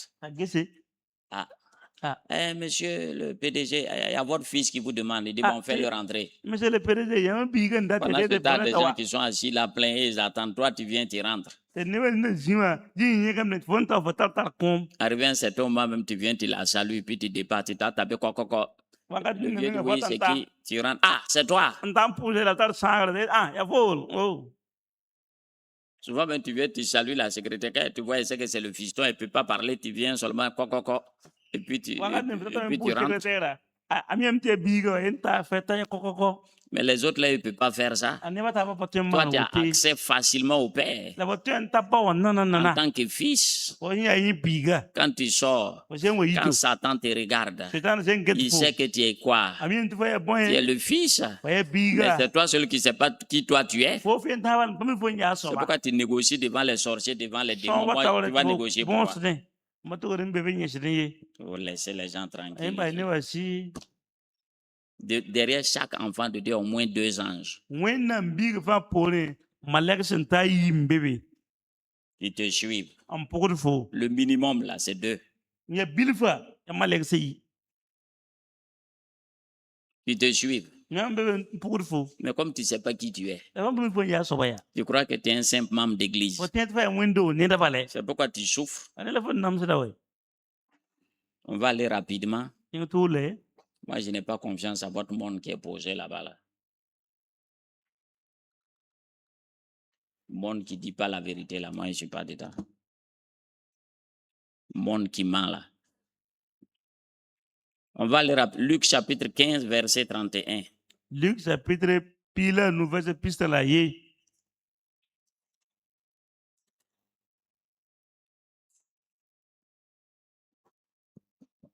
Mon enfant, Luc 15, verset 30, lui dit le Père. Tu entends? Tu es toujours avec moi. Tout ce que j'ai est à toi. Tu as entendu? Il dit mon enfant. Lui dit le Père. Tu es toujours avec moi. Tout ce que j'ai est à toi. Donc tout ce qui appartient au Père là, ça t'appartient. Tu n'as pas besoin d'aller négocier devant Dieu. Si on lit l'histoire, le grand frère lui dit que lui il est là depuis là, lui il ne fait pas de bêtises. On lui a jamais donné le veau gras. Le papa dit veau gras là, c'était à ta disposition, c'est toi qui n'as pas pris. Comme toi tu es là, ça te regarde. Quand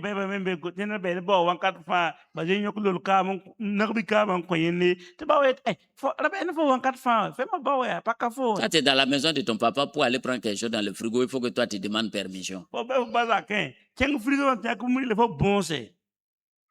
Tous les jours, toi, il faut que toi, on te donne permission. Toi, tu n'es pas l'enfant de la cour.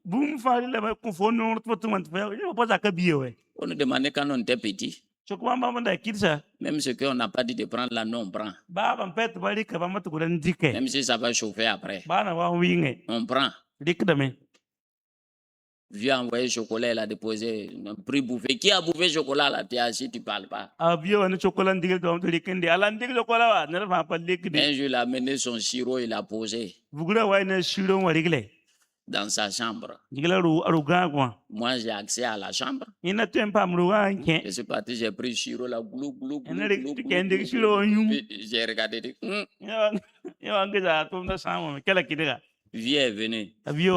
Il dit quelqu'un a bu son sirop. C'est qui? Je ne sais pas.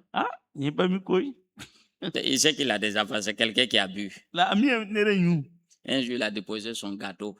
Il y avait des sachets là, quand tu prends, ça fait crac, crac, crac, crac. Vieux est là, il dort. Moi, je suis venu pour voler le gâteau là. Le sachet là fait crac, crac, crac, crac. Je vois vieux tourne. Comment il faut faire? J'ai soulevé tout. Je suis sorti. Je suis allé bien me servir. Je suis venu déposer. Voilà. Comme toi, tu n'aimes pas manger, tu prends pour déposer là, nous on va bouffer. Quand vieux se lève, il sait que c'est nous, mais il ne parle pas. Il sait que c'est nous. Ce sont ses enfants, ces voleurs là sont dans la maison. Donc tu es le fils. Il dit tout ce que j'ai est à toi. Mais toi, tu te comportes comme un mendiant. Seigneur, Seigneur, s'il te plaît. Seigneur, Dieu dit, mais lui là, s'il te plaît, faut aller te servir là, faut laisser les gens tranquilles. Alors, qu'est-ce qu'un fils? Qu'est-ce qu'un fils doit faire? Pourquoi beaucoup? Puisque quand tu ne te mets pas en position de fils, tu vas te comporter à l'envers. C'est pourquoi ça ne marche pas. Tu ne vas pas te comporter comme un fils. Tu vas te comporter comme un voleur, comme un mendiant. Malachie, chapitre 1.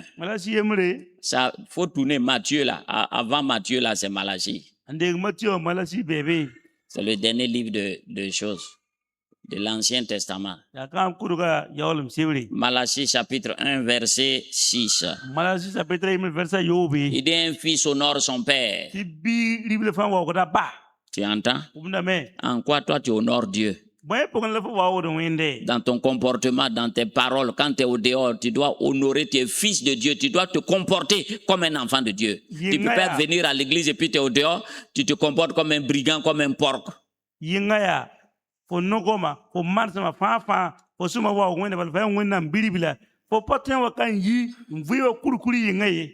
fils honore son père.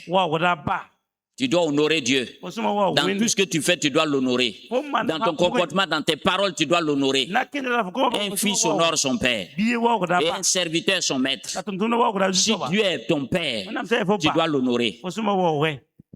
Il dit, si je suis père, où est l'honneur qui m'est dû?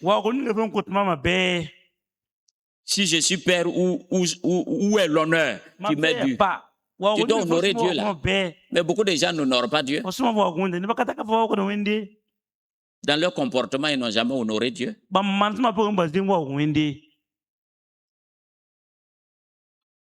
Tu dois être toujours dans sa présence. Tu dois être toujours dans sa maison. Tu dois t'occuper de ces choses. Mais la plupart des chrétiens, ça c'est le dernier de les sushis. Et puis ils veulent la bénédiction, ça ne marche pas. Les choses de la maison de Dieu ne les concernent pas. Il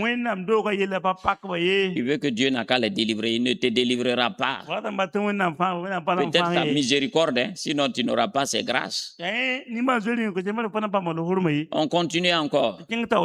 On va aller dans le livre de Luc chapitre 2. Verset 49. Qu'est-ce qu'un fils doit faire? Toi, les choses de Dieu ne t'intéressent pas. Ah bon? Ce qui est dans la maison de ton père ne t'intéresse pas. C'est courir ça et là. Luc 2, verset 49. Hein? Il leur dit, c'est Jésus. Jésus avait disparu quand il avait 12 ans. Ses parents l'ont retrouvé. Ses parents adoptifs. Il leur dit, pourquoi me cherchez-vous? Ne savez-vous pas qu'il faut que je m'occupe des affaires de mon père? Toi, tu t'occupes des affaires de qui en tant que fils? Tu ne sais même pas si ton père a des affaires. Quelles sont les affaires de ton père? Toi, ce sont tes affaires qui t'intéressent. Il dit, il faut que je m'occupe des affaires de mon père. Tu es son fils, tu es son représentant. En quoi, toi, tu t'occupes des affaires de ton père? Ce sont tes propres affaires. Et tu veux que Dieu se mêle de ça? Il dit, cherchez premièrement le royaume et sa justice. Tu vois le petit Jésus déjà à 12 ans, ce qu'il dit. Je dois m'occuper des affaires de mon père. En quoi toi tu t'occupes des affaires de ton père? Ce sont tes propres affaires qui te préoccupent. Proverbe chapitre 10. Un fils s'occupe des affaires de son père. Un fils honore son père. En quoi tu l'honores? Tout le problème est là. Proverbe chapitre 10. Verset 5. Il dit, celui qui amasse pendant l'été est un fils prudent. Celui qui dort pendant la moisson est un fils qui fait honte. C'est la moisson, toi tu dors. Tu dors. C'est la moisson. Ceux qui étaient à l'intercession ici hier, on a parlé de ça. Et comme tu n'étais pas là, toi, tu ne peux pas comprendre. Puisque tu n'es jamais là même d'ailleurs. Tantôt tu es là, tantôt tu n'es pas là. Toi, tu es quel genre de personne? Celui qui amasse pendant l'été est un fils prudent. Celui qui dort pendant la moisson est un fils qui fait honte. Il y a trop de fils qui font honte. Toujours dans le livre des Proverbes. Proverbes chapitre 13. Quel genre de fils tu es? Un fils prudent? Un fils sage? Ou un fils qui fait honte? Inutile pour son père. Très inutile. Les gens qui dorment, ils se lèvent à 11 heures. Des jeunes filles, souvent quand c'est des jeunes filles là, c'est grave, ne peut pas laver assiette, ne peut pas faire serpillère. Toi, tu es là, c'est manger, dormir. Quand tu vas te marier là, c'est qui va faire ça à ta place? Déjà, moi, quand une jeune fille va échouer, déjà, je suis là, je te regarde. Tu as 18 ans, tu as 20 ans, tu ne peux pas faire serpillère dans la cour, tu ne peux pas laver assiette, tu ne peux pas balayer la cour. Et c'est enfant de quelqu'un qui va venir faire ça à ta place. C'est pourquoi si tu ne fais pas attention, il va prendre ton mari. Même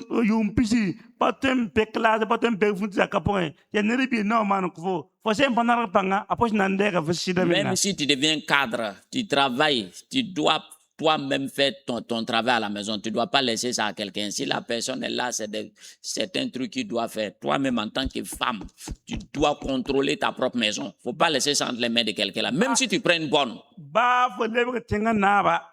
C'est pourquoi les bonnes là retirent les maris de beaucoup de femmes.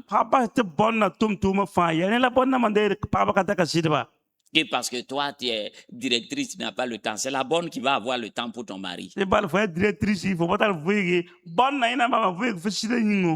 es directrice, mais tu es femme à la maison. Tu dois contrôler ton environnement. Toi, tu n'as pas le temps. Elle est là encore jeune, elle a des fesses tout ronds. Et puis toi, tu es encore plus âgé. Tu le laisses tourner autour de ton mari. Ce que tu cherches là, tu vas trouver. C'est pourquoi la Bible dit que la femme sage bâtit sa maison.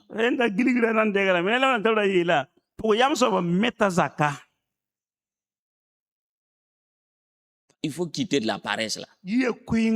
Balaye ta maison. Mets de l'ordre dans ta maison. Là, pendant que tu es encore jeune fille, ça va t'aider quand tu vas devenir femme. Si tu t'es pas habitué à ça et puis tu t'es marié là, je te vois pas aller loin de. Si tu t'entraînes pas dans ça là, toi tu dors ça à 10h, 11h, toi tu te lèves. Quand tu seras marié là, avec tous les charges là, je me demande comment toi tu vas t'en sortir.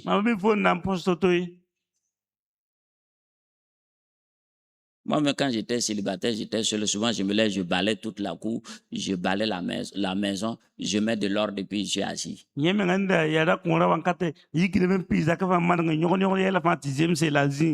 Les jeunes garçons là aussi, lavent jamais ses habits.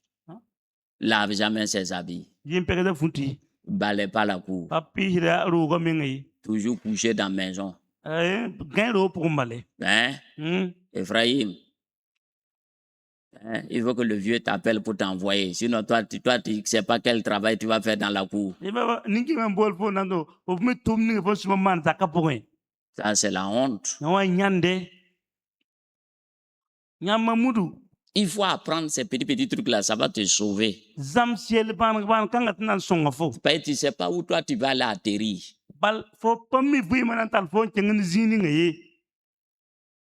Tu ne sais pas où tu vas atterrir dans la vie, hein? Tu ne sais pas là où ça va t'amener. Un paresseux qui est là, il dort, il ne fait rien à la maison.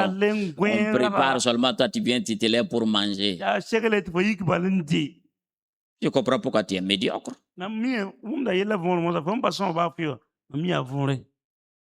Nos filles là sont devenues paresseuses. C'est pourquoi Dieu ne peut pas te donner mari à une paresseuse. Quand tu es là, tu rêves, dans un restaurant, toi, on va t'envoyer aller manger chaque fois. Faut arrêter de rêver. Tu te lèves, tu es jeune fille, il faut essuyer la maison, tu laves les plats, tu balayes la cour, tu mets de l'ordre. C'est ça. Tu es en train de te préparer comme ça pour ton avenir.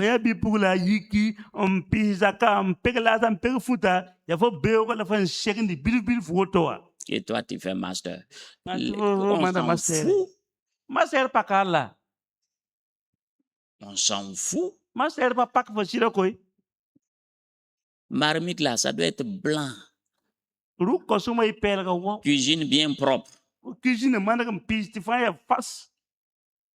C'est ça qui va te propulser. L'élévation là, tu commences d'abord dans les petites choses là. C'est ça qui va t'amener dans les grandes choses là. Si tu refuses ça là, c'est les habits d'un garçon que tu vas aller laver. Puis il fait son malais là sur toi. C'est là que tu vas lire. Les guines noires sales là, tu vas laver ça. T'asseoir ici. Et c'est toi qui es paresseuse. Il faut pas y aller. Plein de choses que je regarde. Moi, je regarde. Moi, je dis, c'est là où il va aller atterrir. Je sais déjà là où la personne là va aller atterrir. Paresseux. Il dit un fils sage. Pendant la moisson, ça dit il est actif. Pendant la moisson là, ça dit pendant la jeunesse là, il est actif. Quand il va vieillir, lui dort déjà quand il est jeune. Quand il va avoir 40 ans, c'est fini, c'est un dormeur.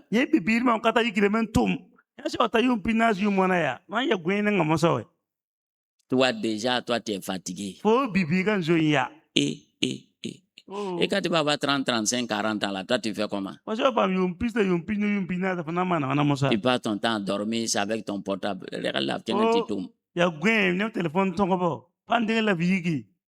Au moins tu as fini de tonger là, on est parti avec ton mari.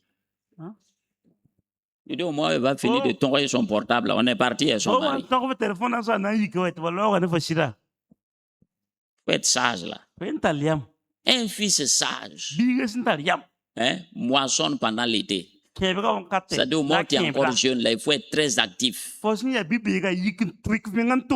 Déjà tu es paresseux. Tu dis Dieu n'a qu'à te donner travail. Dieu dit déjà toi tu te lèves à 9h. Quel travail moi je vais te donner? Tu ne te lèves pas tôt. Dieu dit pourquoi je vais te donner travail? Prière tu ne viens pas. Évaluation tu ne viens pas. Quel travail? Dieu n'a qu'à te donner mari. Quel mari? Laissez les gens tranquilles ici. Proverbe, surtout les mercats là. Proverbe 13, verset 1.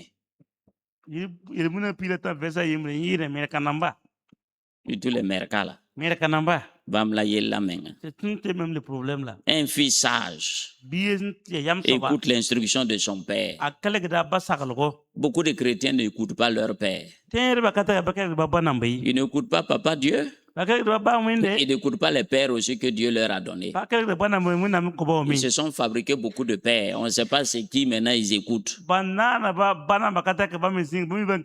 Si tu as 2, 3 pères, tu seras dans la confusion. Dans le naturel, tu as vu quelqu'un qui a beaucoup de papas et puis il s'en sort. Tu as vu ça? C'est pourquoi beaucoup de chrétiens ont de sérieux problèmes. Tu ne peux pas avoir plusieurs pères et puis t'en sortir. Il dit un fils sage écoute l'instruction de son père. Mais le moqueur n'écoute pas la réprimande. Je vais vous dire un secret. C'est le père qui peut te réprimer. Aujourd'hui, quand tu réprimes un chrétien, il s'énerve. C'est qu'il n'est pas ton papa. Le papa, lui, doit pouvoir te réprimer. Il dit, toi là, Judas là, ça suffit là. Faut arrêter là. C'est ça un père. Devant tout le monde, hein, il te ramasse devant tout le monde. Ça, c'est le père qui peut faire ça. Si toi, Ton père te fait ça, toi tu es fâché. À cause de ça, tu peux t'enfermer. C'est que c'est pas ton papa. C'est que c'est pas ton papa. C'est le père seul qui peut te faire ça. Moi, j'ai compris ça là. Il dit, mais le moqueur n'écoute pas les réprimandes. Réprimer quelqu'un, ça veut dire le reprendre violemment. C'est le père. Ce que les gens ne peuvent pas te dire droit là, lui te dit ça, bing, et puis là, c'est tranquille. Il ne peut pas te dire ce qui n'est pas ton père. Non, non, non, c'est pas vrai. Ton père, c'est lui qui peut te cracher les 4 vérités puis lâcher sans passer par la diplomatie. Il dit, fiston, tu fais honte à la famille. Il dit, ma fille, tu fais honte. Ce que tu as fait ça, ça, là, je ne suis pas d'accord, c'est pas normal. Mais un père qui vient devant son fils, bon, tu sais, fiston, tu sais, c'est que lui, c'est pas un père. Il vient te flatter alors que tu vas dans le feu. C'est pas ce qu'Élie a fait et puis ses enfants là sont morts. On est venu lui dire, tes enfants les couchent les femmes dans le temple. Puis ils volent les offrandes et puis les dîmes. Il vient et dit, ah, les enfants, bon. Quand on dit ces enfants-là, ce n'est pas des gens de 30 ans, c'est des gens qui ont 40 ans, 50 ans. Parce qu'Élie avait près de 96 ans. Ah bon, vous savez, il ne faut pas faire ça, j'entends des choses qu'on dit sur vous. Dieu dit en bon, au lieu de les réprimander, tu les parles doucement, doucement comme ça. Là. Il dit, ok, à partir d'aujourd'hui, là, c'est fini. Ils vont tous mourir jeunes. Et puis, ils sont tous morts le même jour.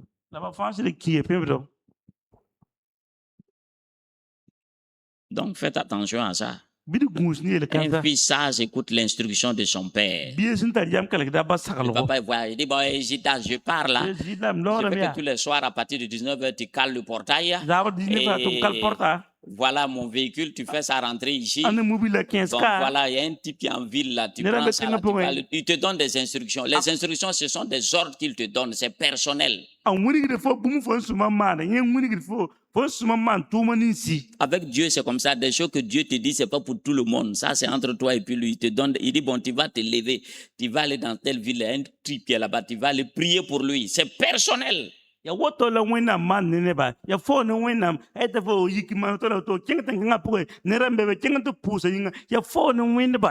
il te dit, toi, comme tu es trop proche de moi là, ne prends jamais d'alcool. Il ne faut pas prendre ça pour aller enseigner. Ça, c'est entre toi et puis Dieu. Les autres pasteurs là peuvent boire, mais toi, il te dit de ne pas boire. Toi, il dit, je ne veux pas te voir devant télé. Mais les autres là, ils regardent, il n'y a rien. Il faut bien comprendre, ça, ce sont les instructions. Ben, tu es là, tu pries. Il dit, telle personne qui est dans l'église là, mets-le au dehors. C'est moi qui ai dit ça. Même si tout le monde, les responsables ne sont pas d'accord, ne les écoute pas, mets-le au dehors. Le pasteur le met au dehors, tous les rebelles là, Dieu les met à leur place et puis il agit.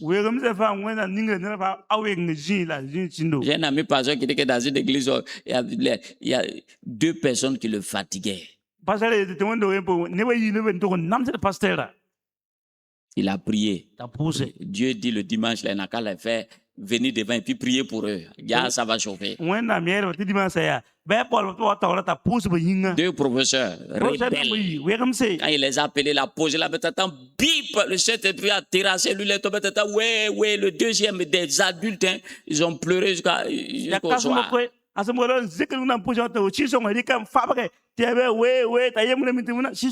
L'autre a voulu fuir, il ne peut pas fuir. Tous les rebelles potentiels là se sont calmés. Et les chefs rebelles ont été mis hors d'état de nuit. Ça, ce sont les instructions. Quand Dieu te donne les instructions, ça n'a rien à voir avec les autres. Il a donné ses instructions à Saül. Saül allait faire la moitié. C'est pourquoi il l'a mis de côté.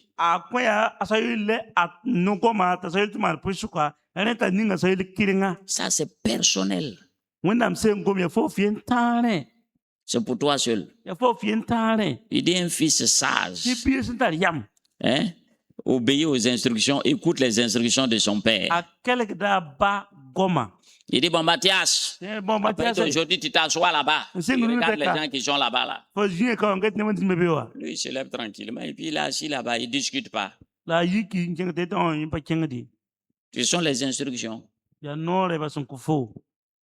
Mathias a une grande campagne de valeur. Le pasteur dit, tu es nul. Alors qu'il a dépensé 500 000. Lui, il ne sait pas pourquoi le vieux a dit d'arrêter. Lui, il ne sait pas. Le vieux lui connaît. Dieu lui a parlé. Mais si lui, c'est un rebelle, il va aller faire et puis ça va cailler.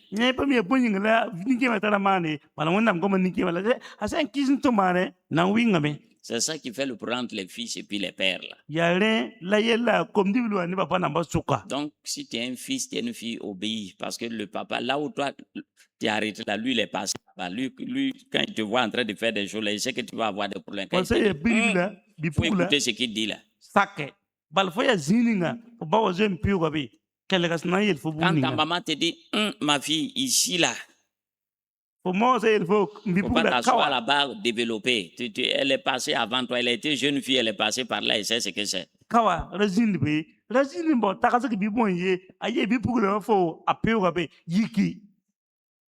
Elle a l'expérience. Mais les orgueilleux là, et ils s'en vont faire autre chose. Et puis après, quand ça caille maintenant, ils commencent à crier. Donc c'est ça un fils. Un fils obéit à son père. Un fils se soumet à son père. C'est là ça marche. Donc papa Dieu, quand il a parlé, tu obéis. Moi, j'ai regardé dans la Bible. Saül, son père l'a envoyé. Il est parti, il est devenu roi. David, son père l'a envoyé. Il est parti couper la tête de Goliath. Joseph, son père l'a envoyé pour aller donner la nourriture à ses frères au champ. Il ne savait pas que c'était un voyage sans retour. Quand il est parti, les mêmes frères là l'ont attrapé. Ils l'ont frappé. Et puis ils l'ont vendu comme esclave. Mais ils ne savaient pas qu'ils l'ont mis sur la route de sa destinée. C'est pourquoi Jésus dit, comme le Père m'a envoyé, moi aussi je vous envoie. Mais maintenant sur la terre ici, Dieu utilise des hommes. Si tu t'as prié pour attendre une voix, là tu as tiré à terre. Hein? Satan va venir te parler et puis tu es grillé. Dieu utilise toujours des hommes. Toi, tu es là, tu tournes à quelqu'un qui vient et dit, bon, toi là, tu pars là-bas. Dieu peut venir te parler, mais il va utiliser aussi des hommes. C'est ça qui fait que beaucoup de jeunes ratent. Il a écouté le témoignage de quelqu'un qui dit un ange est venu le parler. Donc lui aussi, il faut que ce soit un ange. C'est qui t'a dit ça?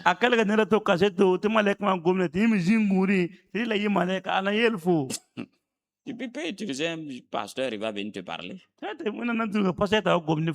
Pour toi, peut-être il ne va pas utiliser un ange. Et peut-être que pour toi, là, ce sera plus puissant que celui que l'ange a parlé là.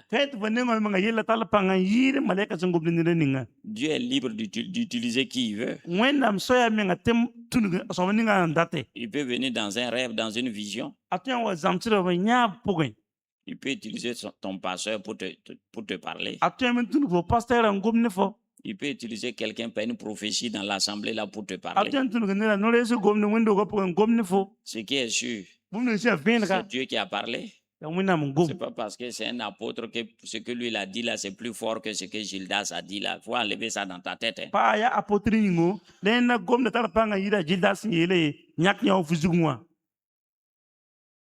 Si c'est Dieu qui a parlé, c'est Dieu qui a parlé.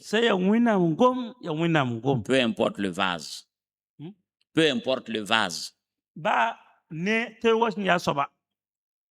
Si tu reconnais que c'est la voix du Père, tu obéis. Dieu peut utiliser un enfant pour venir te parler. Donc, il faut être attentif simplement. Les gens attendent que ce soit un grand homme de Dieu qui vient avec une grosse veste. C'est ça ton erreur.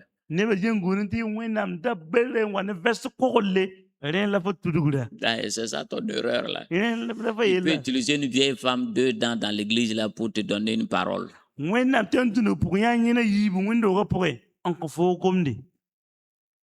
Pourvu que tu acceptes la parole. Amen. Donc, rendons grâce à Dieu.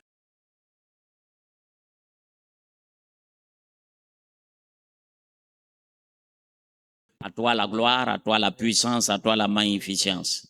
Louange et gloire à toi dans les cieux et sur la terre. Élève ta voix et dis merci au Seigneur parce qu'il a fait de toi un fils. Dis merci au Seigneur. Dis que tu es heureux. Je suis heureux d'être ton fils. Tu as fait de moi ton fils. Tu es mon Père. Tu es mon Dieu, le rocher de mon salut. Quelle grâce. Quelle grâce. Je suis assis avec Christ dans les lieux célestes. Mais Père, en tant que fils ou fille de Dieu, je n'étais pas honoré par mon comportement, par mon attitude. Ce soir, je me répands. Je demande pardon. Je demande aussi pardon. Comme le fils prodigue.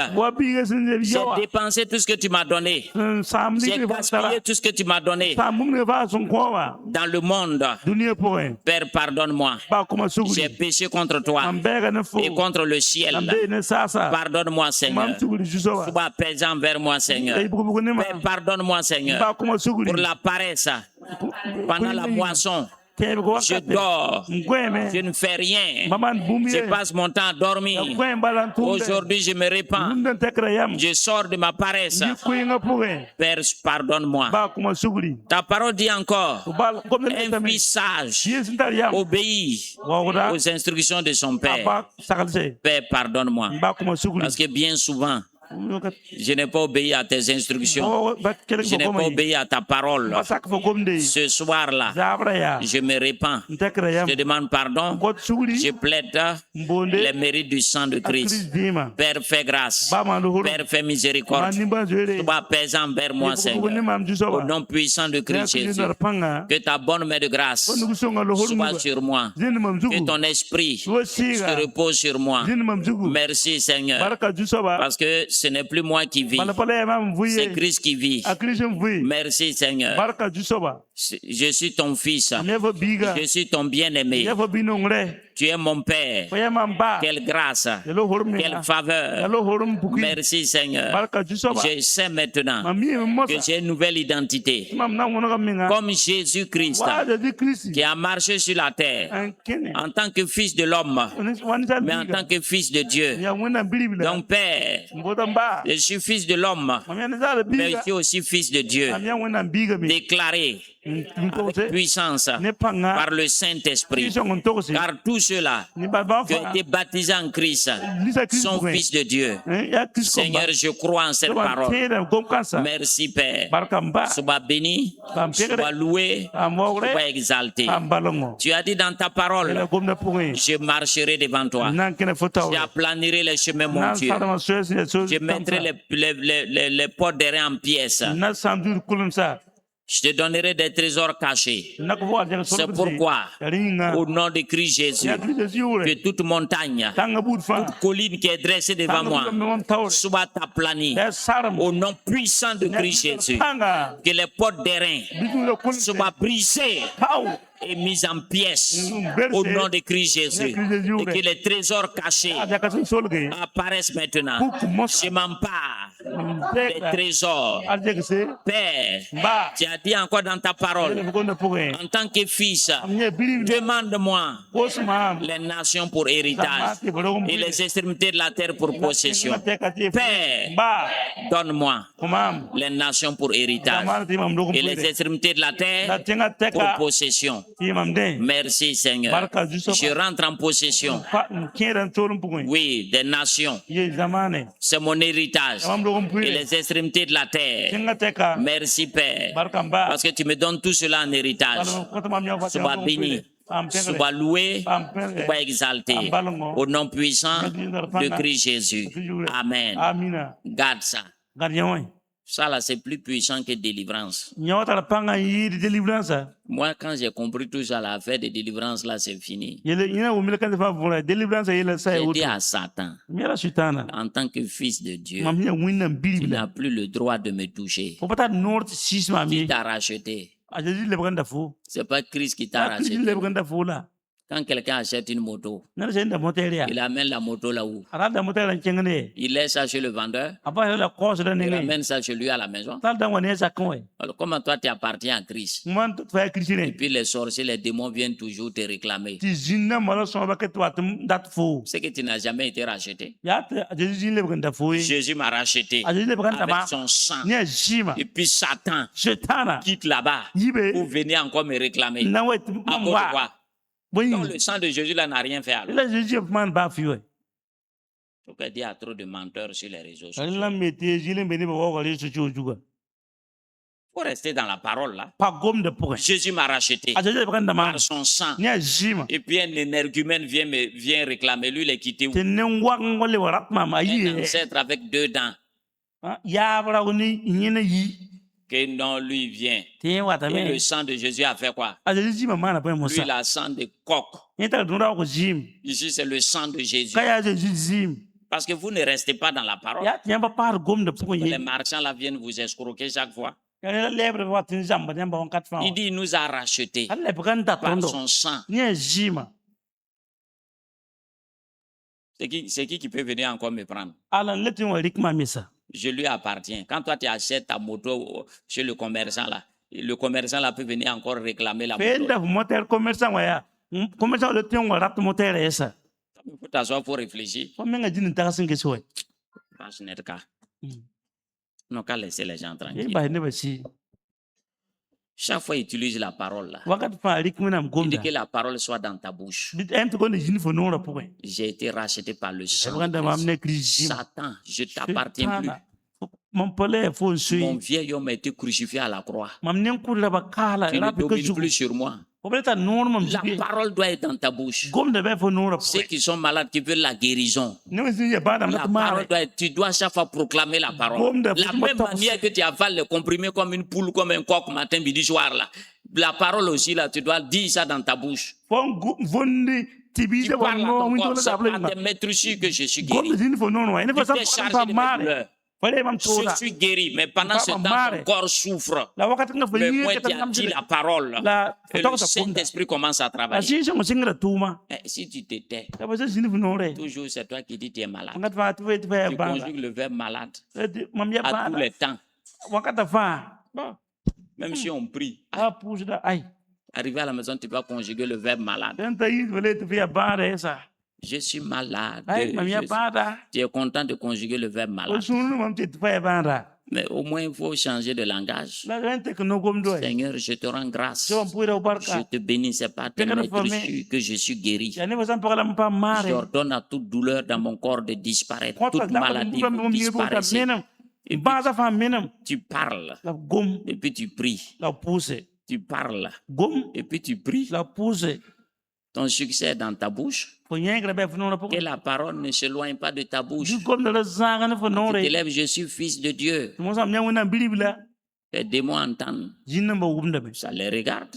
Je suis fils de Dieu. Tu t'amuses, j'envoie le feu sur toi. Tu t'amuses, moi, j'envoie le feu sur toi. Je suis fils de Dieu. Alors, ton problème, il est où? Quand toi tu viens écouter, quand tu te lèves, tu t'en vas ranger et puis tu continues autre chose.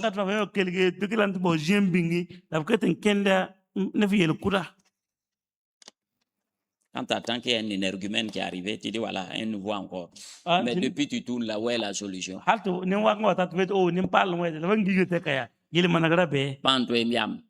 pas changer de mentalité. Le succès est dans ta bouche. Ce n'est pas dans la bouche de quelqu'un. Tu devais aller l'embrasser, ça ne marchera pas. Voilà. Il dit que cette loi ne se loigne point de ta bouche. Dis la parole, c'est tout. Proclame la parole sur toi. Persévère dans ça. Et puis tu pries. Tu vas voir des choses vont commencer à changer. Mais si toi tu parles toujours de tes problèmes, bonne chance. Il dit bonne chance. Donc demain, à 8h, rassemblement pour Bisguin, pour l'évangélisation. Donc les vrais fils et les vraies filles vont se pointer. C'est les Shintok là qui vont trouver quelque chose à dire. Donc que la grâce et la paix du Seigneur soient sur vous. Allez-y en paix. Donc change de mentalité. Change ta perception du monde. C'est tout. Le reste là. Blablabla.